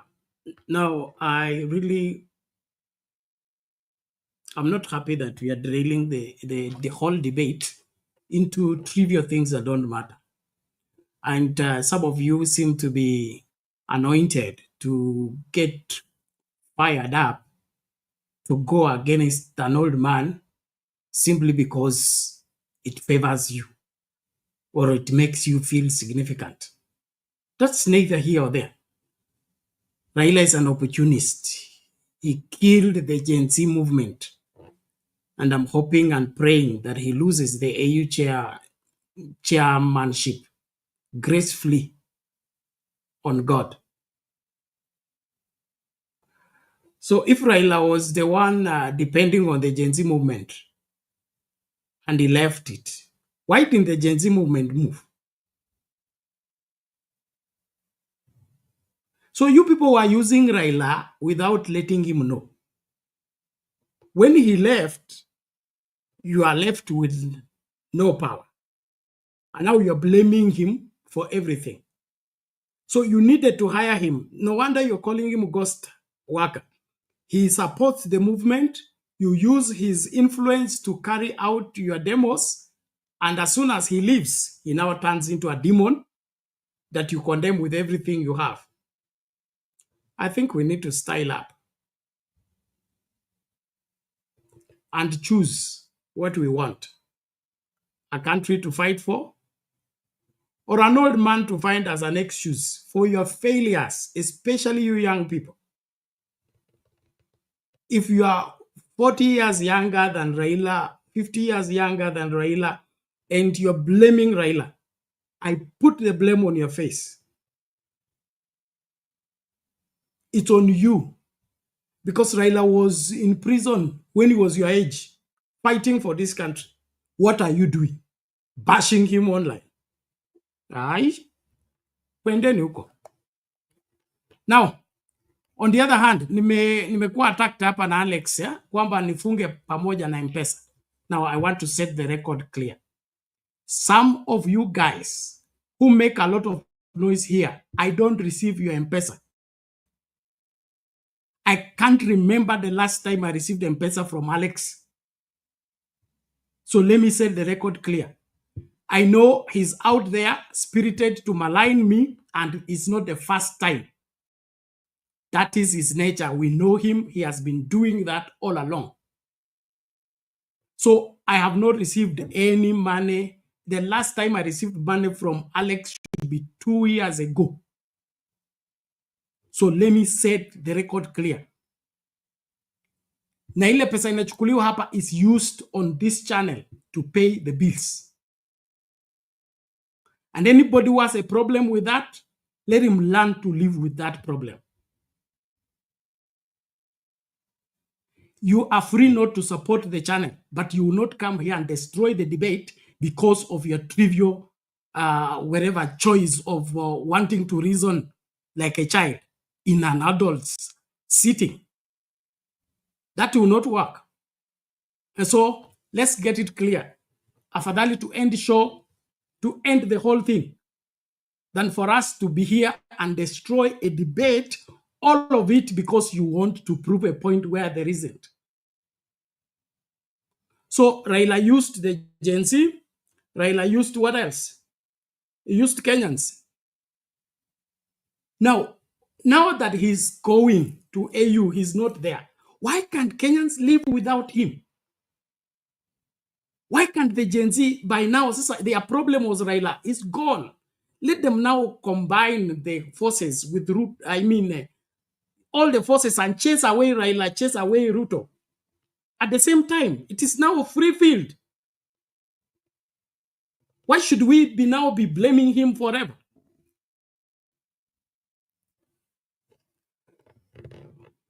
So on that note, mimi nataka tuishi tukiheshimiana. Lakini wakati tunaanza kukosa adabu na kuja kuharibu show deliberately, because what has happened here was a deliberate, outright running down of the show, which was calculated, and I will not allow that. I will not lose sleep and come here and lose debate at the same time. We were here to debate on the stiff competition that Raila is facing at AU and Ruto's approach of stopping people from demarcating their land, and Muheria's response on how the government is neglecting the people. But what do you want?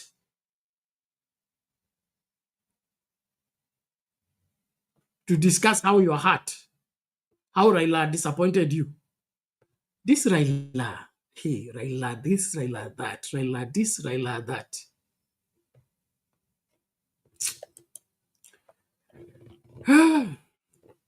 One day I will understand.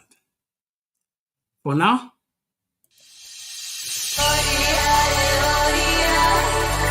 I am not going to mince my words. The truth of the matter is the world needs Africa. Africa does not need the world. We have everything we need on earth. We could paralyze the world economies. Take a simple thing. Like we decide DRC can no longer export its coltan. That alone can paralyze the world.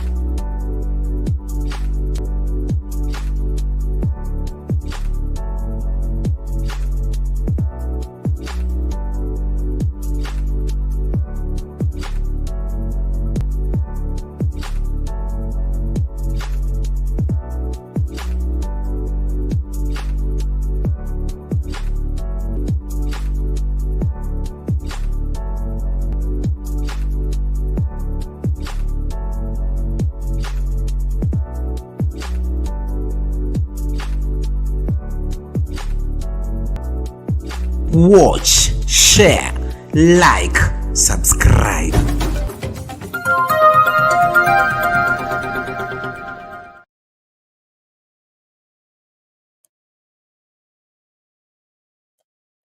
welcome back, ladies and gentlemen. Thank you so much. Those of you are turning me into the debate, forget it. Forget it. I was here before you.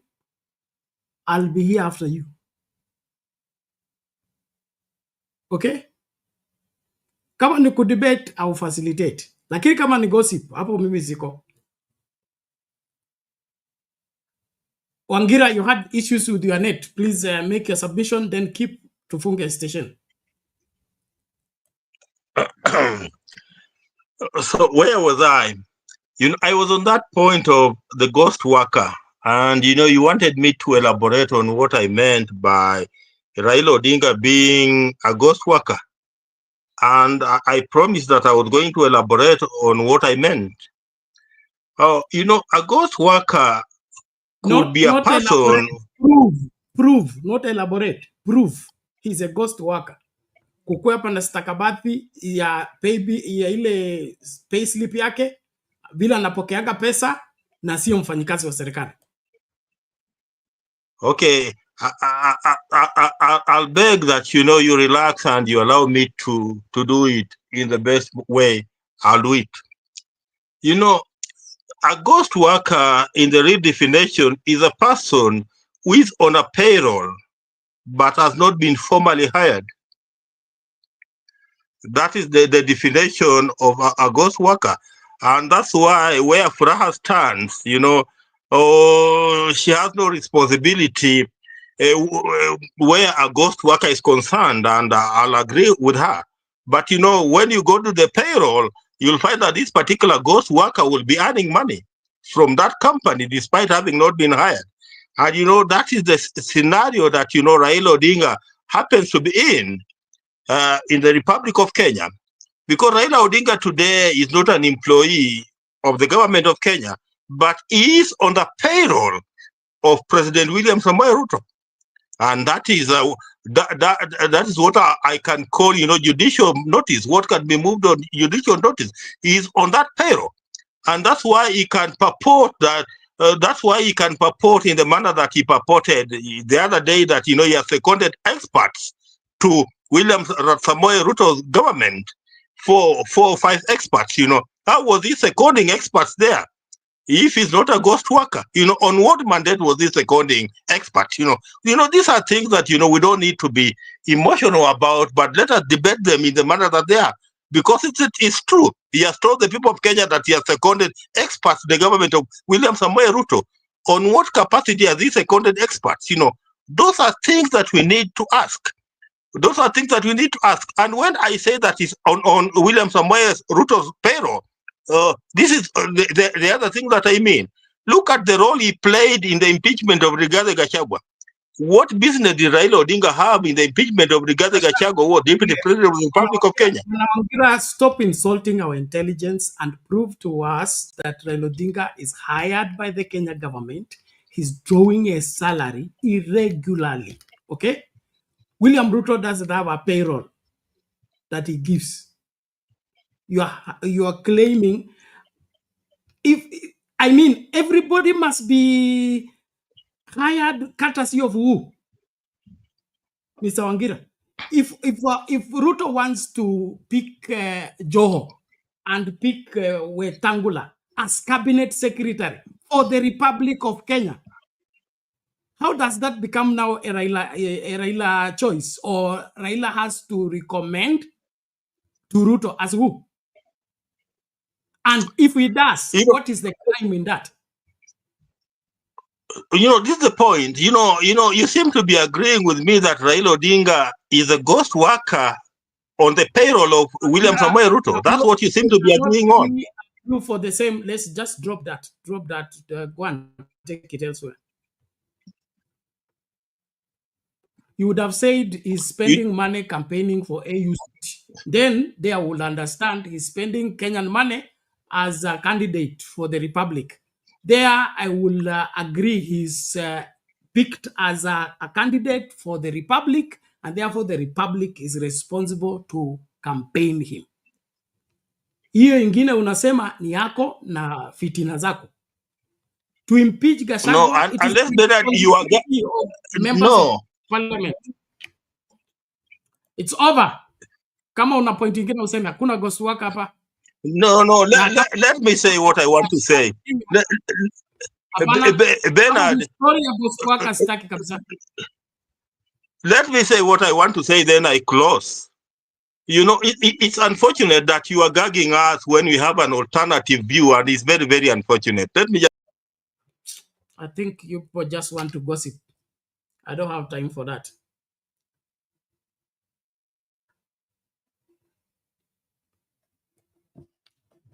Keep. Hello, Utasweat. Utasweat. Utasweat. Oh, my brother.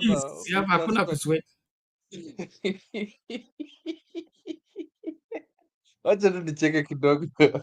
Anyway, first of all, I have to address something here. We can respectively disagree with each other, but Alex, Mama Selina ni mkubwa wako. And if she wants to express her way the way she expresses it with metaphors, that is what we do in our culture.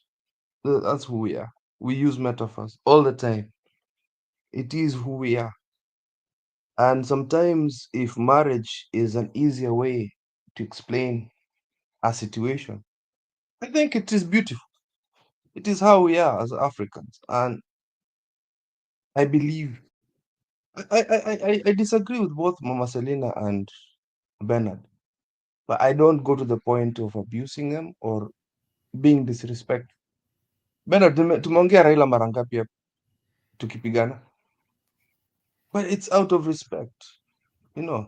Sita ku abuse. I'll not call you names. I might raise my voice kidogo, but it is what a debate is. We don't have to agree with one another. Honestly speaking, it's not a must. And Bernard, you know that it's very hard to change my mind about Raila, but we'll talk cordially, and it's okay. It is fine. It is painful on both sides, but that is what sound candid is. To speak truthfully to each other and debate. And that's the whole point, but not to resort to abusive language. I don't think that is. So I think Alex, kuja na muombe msamaha hapa, because again, pocket watching Bernard is not good. Saying abusive things to Mama Selina is not good. It's not. I don't think we can stoop that low. It's not in good faith. It's not. I don't think so. Hata nilitaka kugonga Raila, lakini sasa nimeona tu niachilie hapo. I just wanted to pass that message first. Yeah. But mimi, Bernard, mimi na mzee tulikuwa divorced zamani. Hiyo divorce mi na support. Unataka ni sign certificate, lakini tukiachana achika, sio tena kunifuata. Tuliachana tukasaini divorce paper. Nikwambie makosa yako. Kaenda east, mimi nikaenda west. So jina yangu unatembea nayo west kwa nini? You're free now. You now get the new one and talk about the new one. Forget this old one. But tuliachana, tukasign certificate, but you can't drop my name from your mouth. It simply means you are still in love and you have not left. The problem is we have a divorce. Lakini unakuja kuvuruga watoto yangu. Watoto wetu wanakuja kuvurugwa kwa sababu uko hapo. We are divorced, yes indeed, but we have the same children. Sasa watoto wataumia kwa sababu yako, hata kama tuko divorced. Unaongea peke yako Bernard, your mic is off. Na kama ni support ya watoto mtume tu, lakini story ya kulumbana na mzee, hata kula ameenda asipate mtu mwingine kwa sababu aliwaacha, muachane na mzee. Mzee anaweza kuoa mara yote ile anataka, na kama ametuneglect tutalia, lakini tukae kwa boma. Siku moja atarudi, akirudi tutampokea. Hata tusipompokea ni kwake, atakuwa amerudi kwake, so hatuwezi hata mfungia gate. So tuchague mipaka yetu, to respect hizo mipaka. Lakini what Alex did here, it was not an accident, it was not a mistake, it was a deliberate move, and this move has been coming all along. Kabla niende mazishi ya baba yangu niliwaambia nimeanza kufagia. Watu wa uzushi wote wanaenda. Mimi nataka debate where we are differing on points, on evidence, on depth, not on gossip, not on what Wangila is calling interpretation of the constitution. No. The constitution doesn't have opposition leader. You are telling me that the interpretation will provide that opposition leader?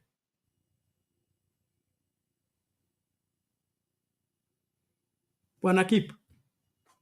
Yeah, but the problem is the constitution provide an office that it doesn't exist in the constitution. But the problem is when Wangira speaks, you don't let him finish.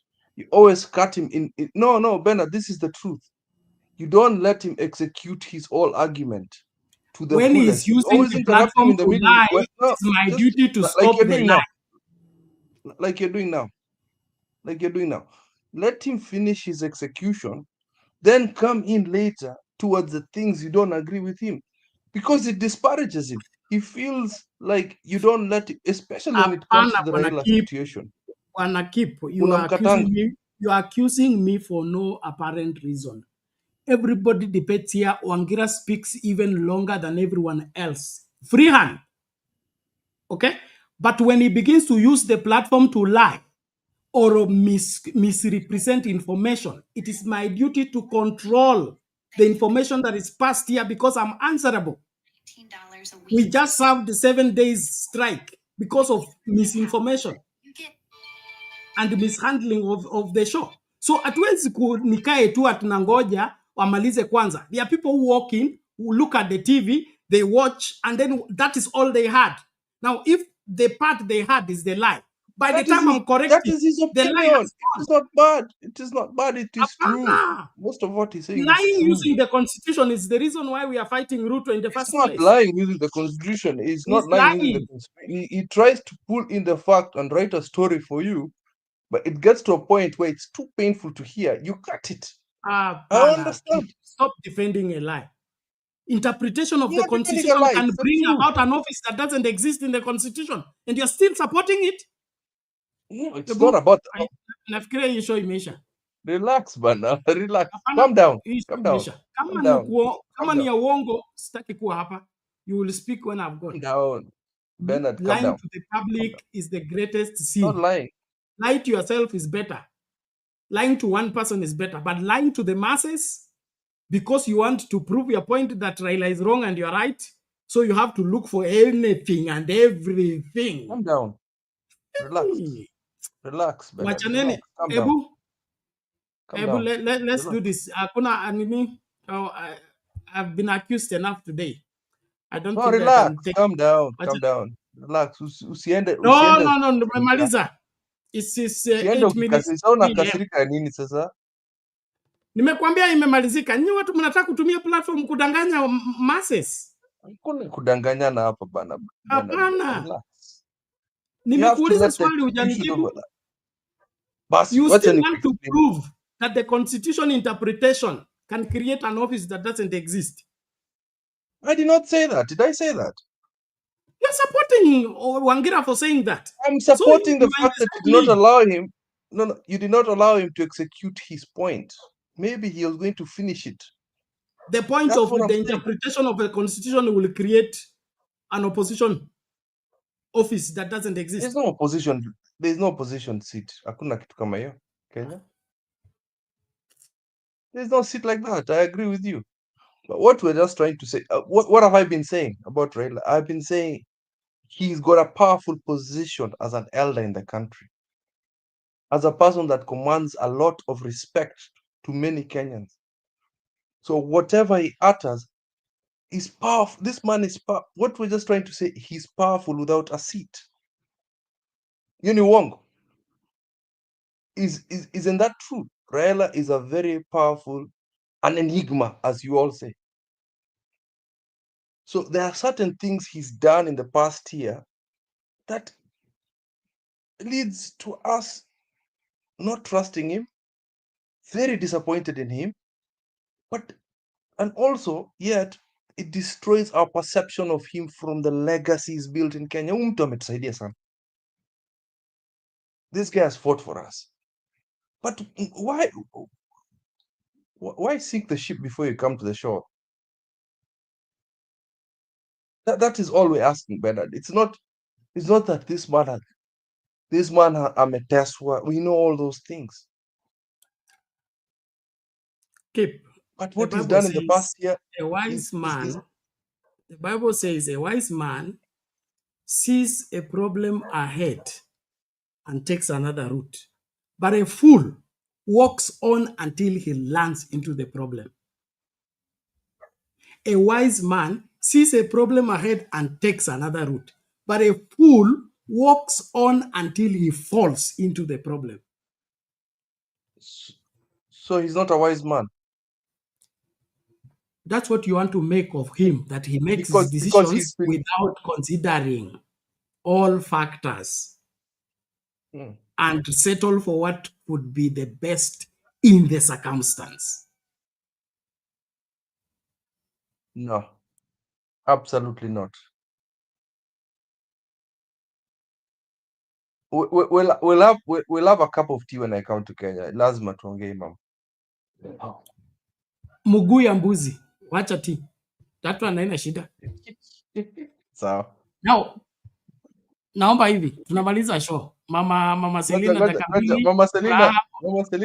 Mama Selina, out of tradition nitapea mguu ama nitapatia mkono? Traditionally, napea gani? Oh, nani penat? Mbuzi. Tapatia mguu ama mkono?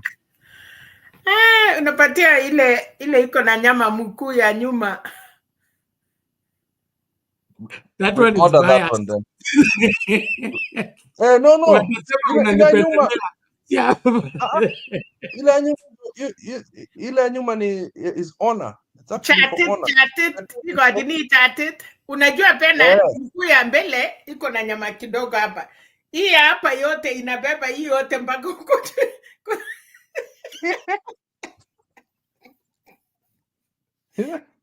Ama garasa, unajua ukipatia mtu mbavu haina nyama.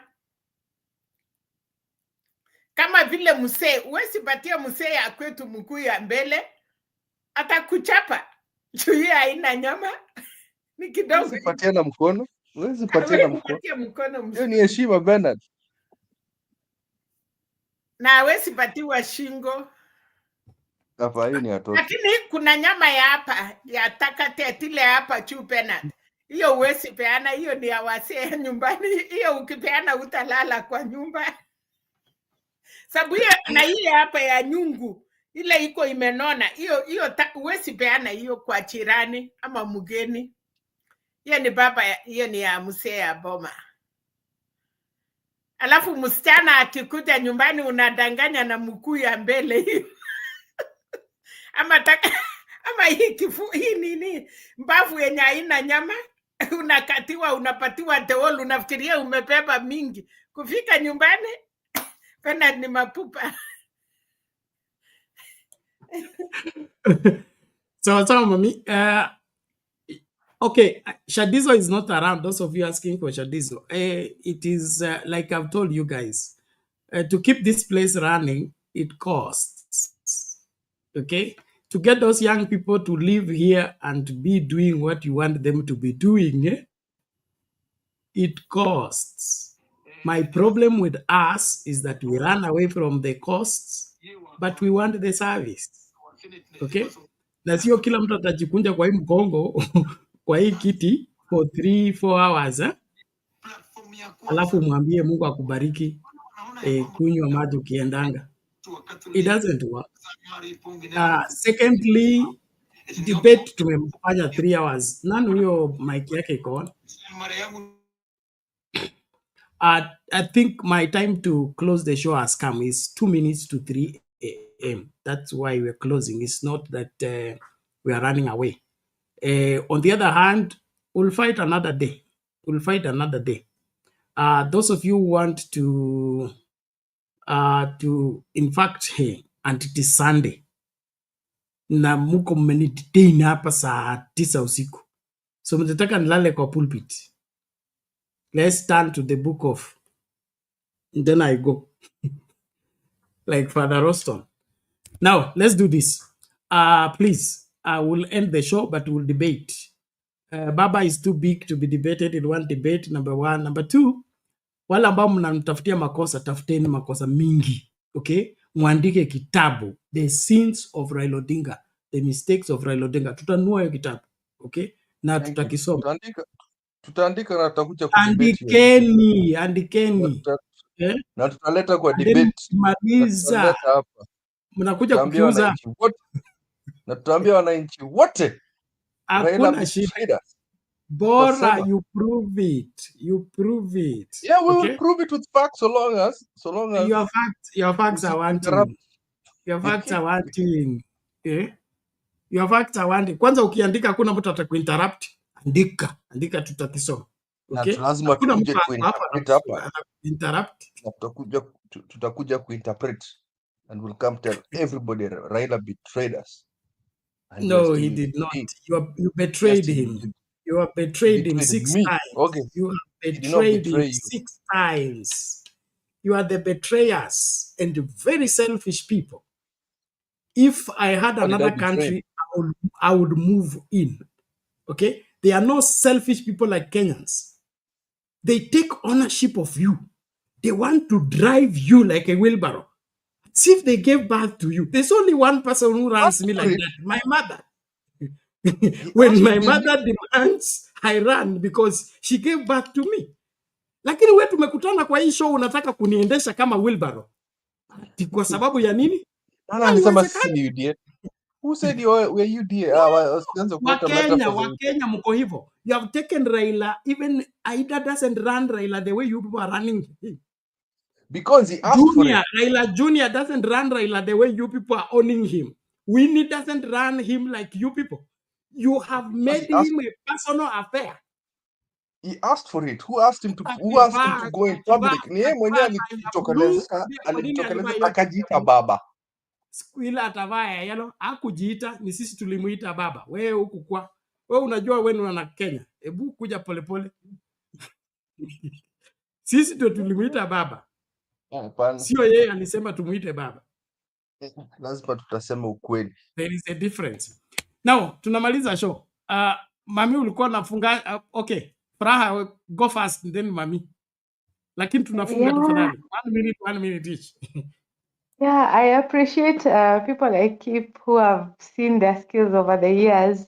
And I've always told him and the rest that my only issue is that they are stuck. Like, unajua ile rekodi kitambo santuri ikiwekwa, and then imekwama hapo. So inajirudia. That's my only worry. Okay, your heart accepted. Raila betrayed you. That's your feeling. You are entitled to your feeling. I accept. Amewakosea. I accept. But the next move, the next move, what next, Kip? That's what I keep asking all the people who are saying, I'm hurt, I'm betrayed, I'm angry. Anyone who's fighting a war. And you know, this is also a lesson for us. When Gen Z came out or the struggles that we've had recently, it's like we wanted it to end so fast. And 61 years down the line, we have never achieved what we have always wanted.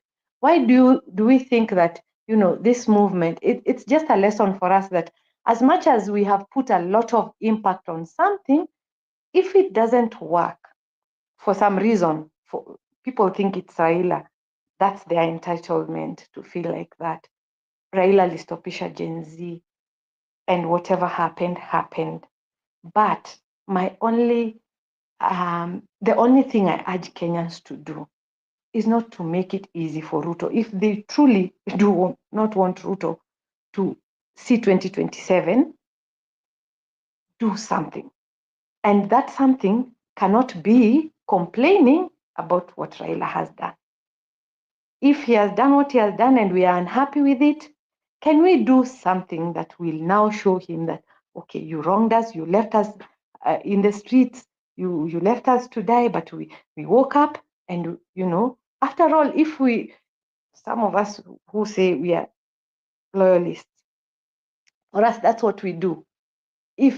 I keep saying, if Raila was one of us, tumeenda vita, tumeenda vita, mimi niko, Mama Selina yuko, Bernard yuko, Kip yuko, Kip umeanguka and you are the general, wewe ndio ulikuwa pale mbele. Sisi watatu tukikunja tu masleeves zetu tukianza kusema, Kip mbona sasa umepata bullet? Kip mbona sasa wewe ulienda pande hiyo? Kip sasa, the war, we are finished. The other gunshot will hit the next person and the next person. Mbona tusibebane kama soja? Why don't we just gunshot? He gets a gunshot and runs with the same bullet again. You see, I'm saying, kama mko vita. You're on one side, mmoja ameanguka. Maybe out of his mistakes or ameblunder ama that's what you feel. If you want to continue with this war, you can continue, the three of you. If you all retreat, then it's finished. Tunasema Kip amepigwa risasi, sisi wote sasa tufunganye virago tuende. Tushinde tu tukisema unajua ni Kip ndiye alikuwa pale anatuongoza amepigwa risasi, aliruhusu risasi kampata and we are done. For me, that is the bigger argument. What next? Can we move forward? Can we recollect? Tumeanguka ama tumeteleza? Get up, dust ourselves, roll our sleeves and move on. That's all I am asking. And I believe that all the minds that were here, dealing with all the issues that I've seen people deal with, there is a capability there. But the only thing is that we are stuck on the blame game. That will not help us. That's my feeling. Furaha, hawa watu wanaogopa Ruto. Wanaogopa Ruto kwamba hawezi kumwataka. So Raila kwa sababu ni baba, ni rahisi kukimbilia huko. So saa hii hakuna mtu anasema Ruto must go. Ruto this and that. Their problem is Raila. Kwa nini Raila? Kwa nini Raila? Kwa nini Raila? Raila, you betrayed him 6 times. He suffered heartbreak 6 times. He is a strong man. And kama Ruto alikuwa ameshindwa na Gen Z na Raila akastopisha, then Raila is powerful. We should respect that power. And then go and prostrate to him. Teach us, how do you do these things? But maligning him here, trying to decampaign him. How do you decampaign somebody who has been on the forefront all this time and you think by decampaigning him you're winning? Kama huku cover hiyo syllabus, nenda kwa university uambie hiyo syllabus inafundishwa wapi, kaa kwa hiyo faculty, jifunze. Lakini usema there is nothing in that university. They are offering nothing. There is nothing. You will be the only one who is not getting anything from that place. But the people going to learn there are coming out with something. So the best we can do is go and learn from Raila what to do if we need. But castigating him and running him down, we are the losers. He has nothing to lose. We are the losers. If Ruto is going to go up to 2022, you know the greatest sufferer is you. It's not Raila. So stop wasting your energy in fighting somebody who has nothing to lose. The most dangerous person to deal with is the one who has nothing to lose. Ninyi ambao bado mko na maisha, mko na siku. Hizo siku ndio mtapaswa kusecure. How do you secure them? Learn what you can when you can learn. Then do what? Use it.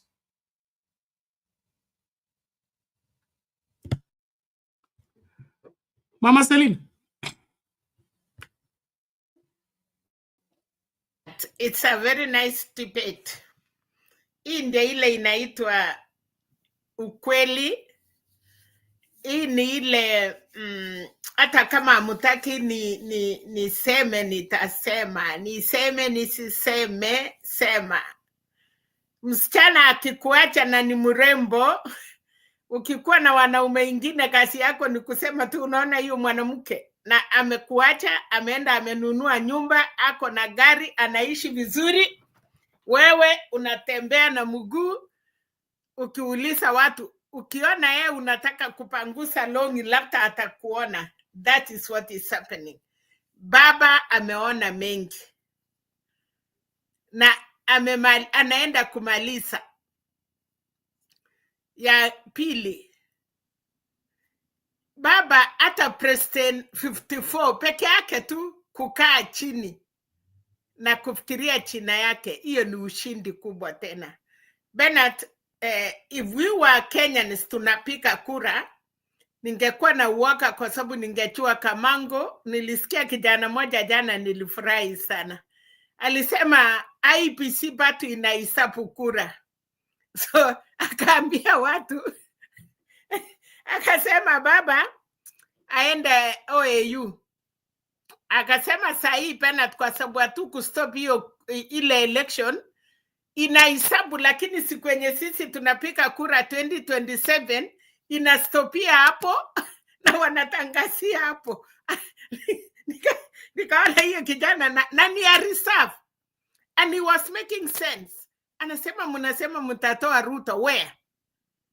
Kwanza mumestop IPC hiyo portal hiyo tunaambiwanga nini? Tulikuwa tunasema tupatiwe Bernard hatujasema Open the servers. Open the servers. Sasa hii kijana ya Kisumu alisema jana the servers are still counting. Inaendelea, itasimama tukimaliza election. And I really sense, nikaona watu ya reserve wanajua. But na yeye akasema kitu moja. Baba tu akirudi kutoka Ethiopia, Addis Ababa, tusikie kura moja tu imefanya akaanguka. Saa hiyo baba ni presidential candidate ya 2027. Tupende tusibopenda. So kuna watu wanafuata baba, kuna constituency ya baba ijaifunjika, hata apeane expert, asipopeana expert, lakini penat ukitongoza msichana ile ya kuoa ya samani ile tulikuwa wasasi wanapeana pipi na kipa najua. Kwetu walikuwa na kupeana, unachapwa, unapelekwa mpaka kwa hiyo mwanaume, na baada ya wiki mbili mwezi mmoja wanauliza amepata mimba, kwa sababu wanajua akipata mimba arudi. So iliisha hiyo ya kupiga msichana kwenda kuolewa kwa lazima, ni kutongoza. So hii watu wajue vile wanatongoza baba na wajue vile wanatongoza hiyo wingi ya watu. Otherwise hiyo kasi ya baba si ya kesho peke yake. The young parliamentaries ndio wenye inchi penat, si wase. You cannot compare unelected people, retired people.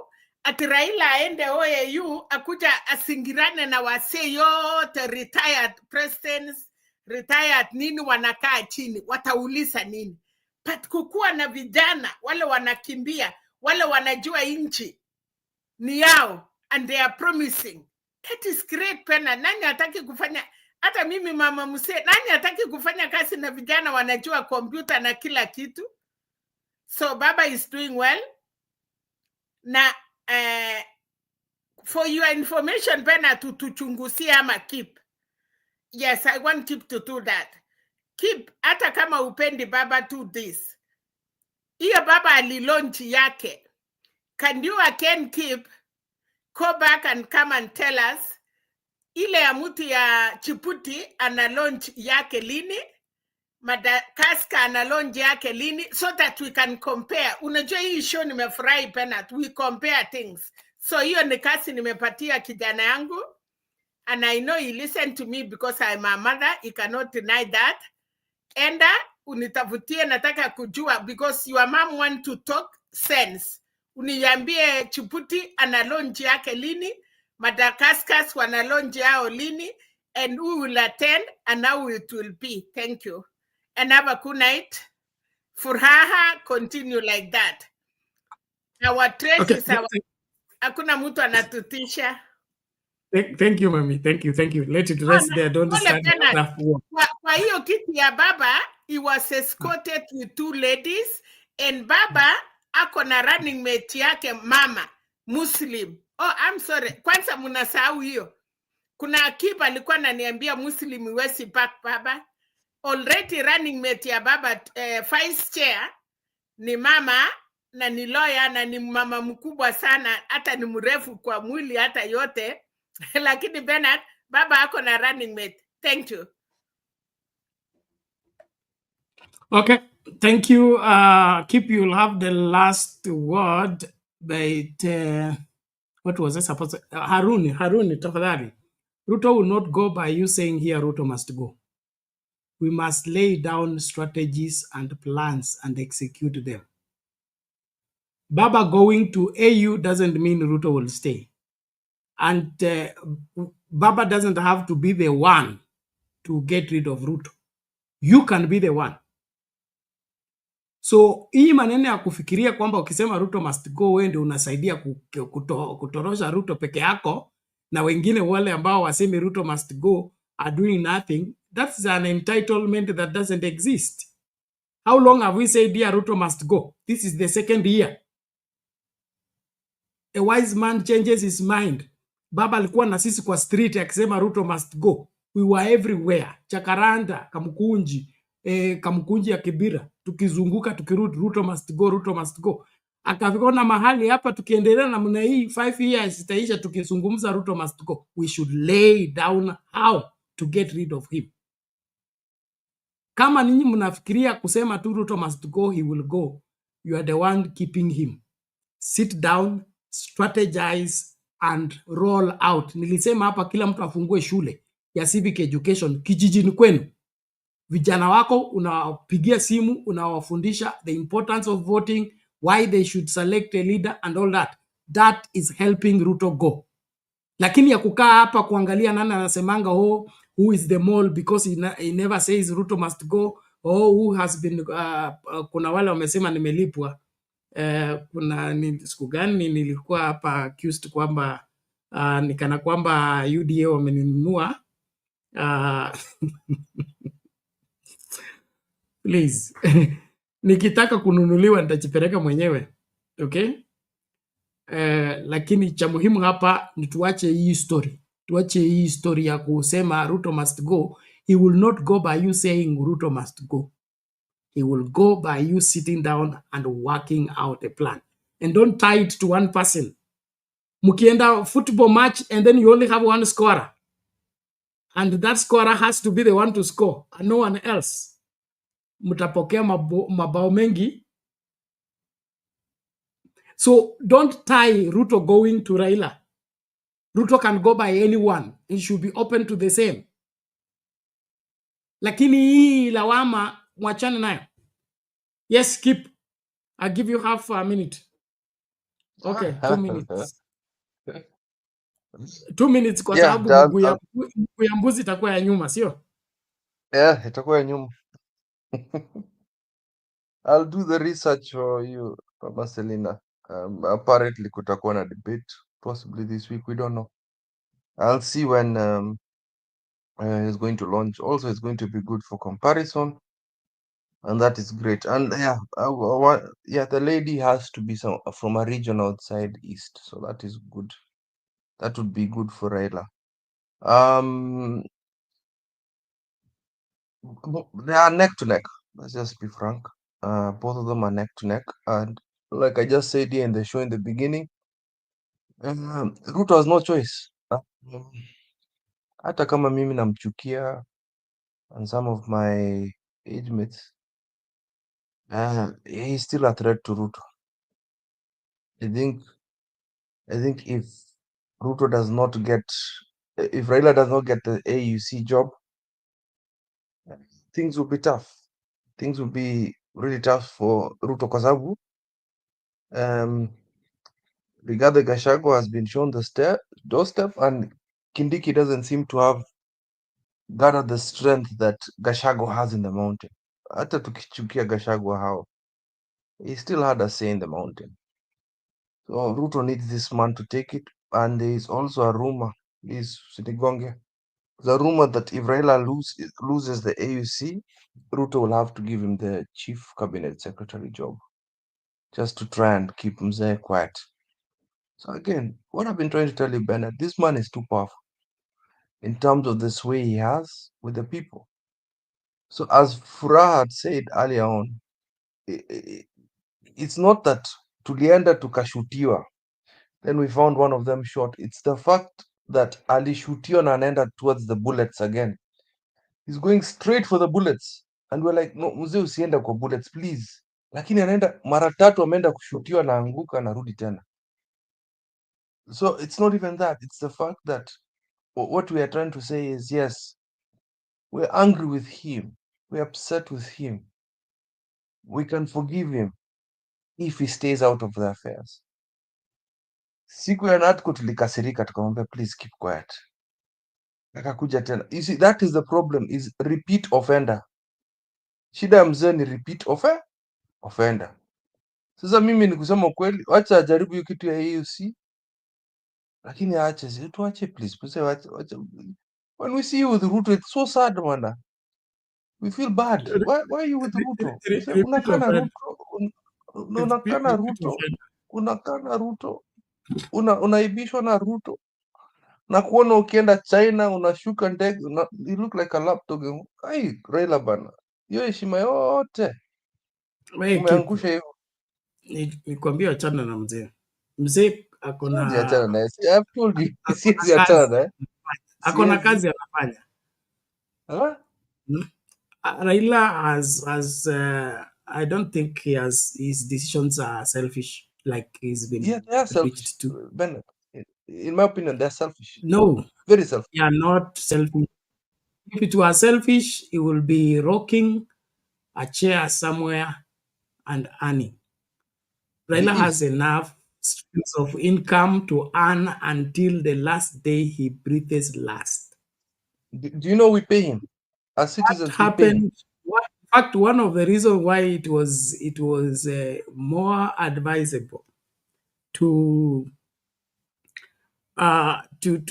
interrupt, okay, the whatever the Gen Z revolution. By producing the NADCO report. By producing the NADCO report. The NADCO report was in the pipeline. Wachani na hii story tafadhali. Stop dragging things. The NADCO report was with Kalonzo. It wasn't even with Raila. It was with Kalonzo. I have the speech from Raila saying that the NADCO report is what we asked as Gen Z. He said that from his own words. I'll quote it when I get that report. Alisema kwamba Gen Z walikuwa wanataka NADCO report. Good night, ladies and gentlemen. There was no... Please, mwacheni kuzingizia mzee. Yes, you wongo. Yes, you wongo. You know kweli. Mwache hiyo story. Why, Bernard? Baba speaks what he means for that particular moment in terms of that particular moment. He betrayed. Whatever you are saying is just a narrative. That's all. It's not. It's the truth. It's the truth. An article report was launched where? Facts. It was That's correct. Received at Capitol Hill. He stated the problem for us. He stated that it's what the Gen Zs wanted, but it's not what they wanted. What that is the problem? Gen Z want? The problem originally is ni ukweli. Kalonzo pushed the NADCO report. Yes, we know that. It's a fact. But the date was launched and the speech Raila made on that day betrayed Raila us. Said there is nothing the Gen Z are saying that we have not said. The reason why how is that interpreted? Is the same thing we were on the street a year ago. What is not factual about that? Another thing that really messes us up, Bernard, with the old man, is the fact that a lot of us died. And the person who killed us, he's talking to the murderer of our children. You know how painful that is? Our children were killed. Our avid supporters tulikuwa na yeye kwa streets, kuandamano na Raila Odinga, we're with him on the streets, were killed. Over 200 people. Why are you talking to the murderer of our people, Bernard? Hiyo ndio inatumiza. Why are you talking to Ruto na ameua watu wetu? That is what is painful, Bernard. The only way Please for understand. You to your enemy is to go to where he is. You cannot. The destroyer, that's not an argument. God, the destroyer of Pharaoh was raised in Pharaoh's house.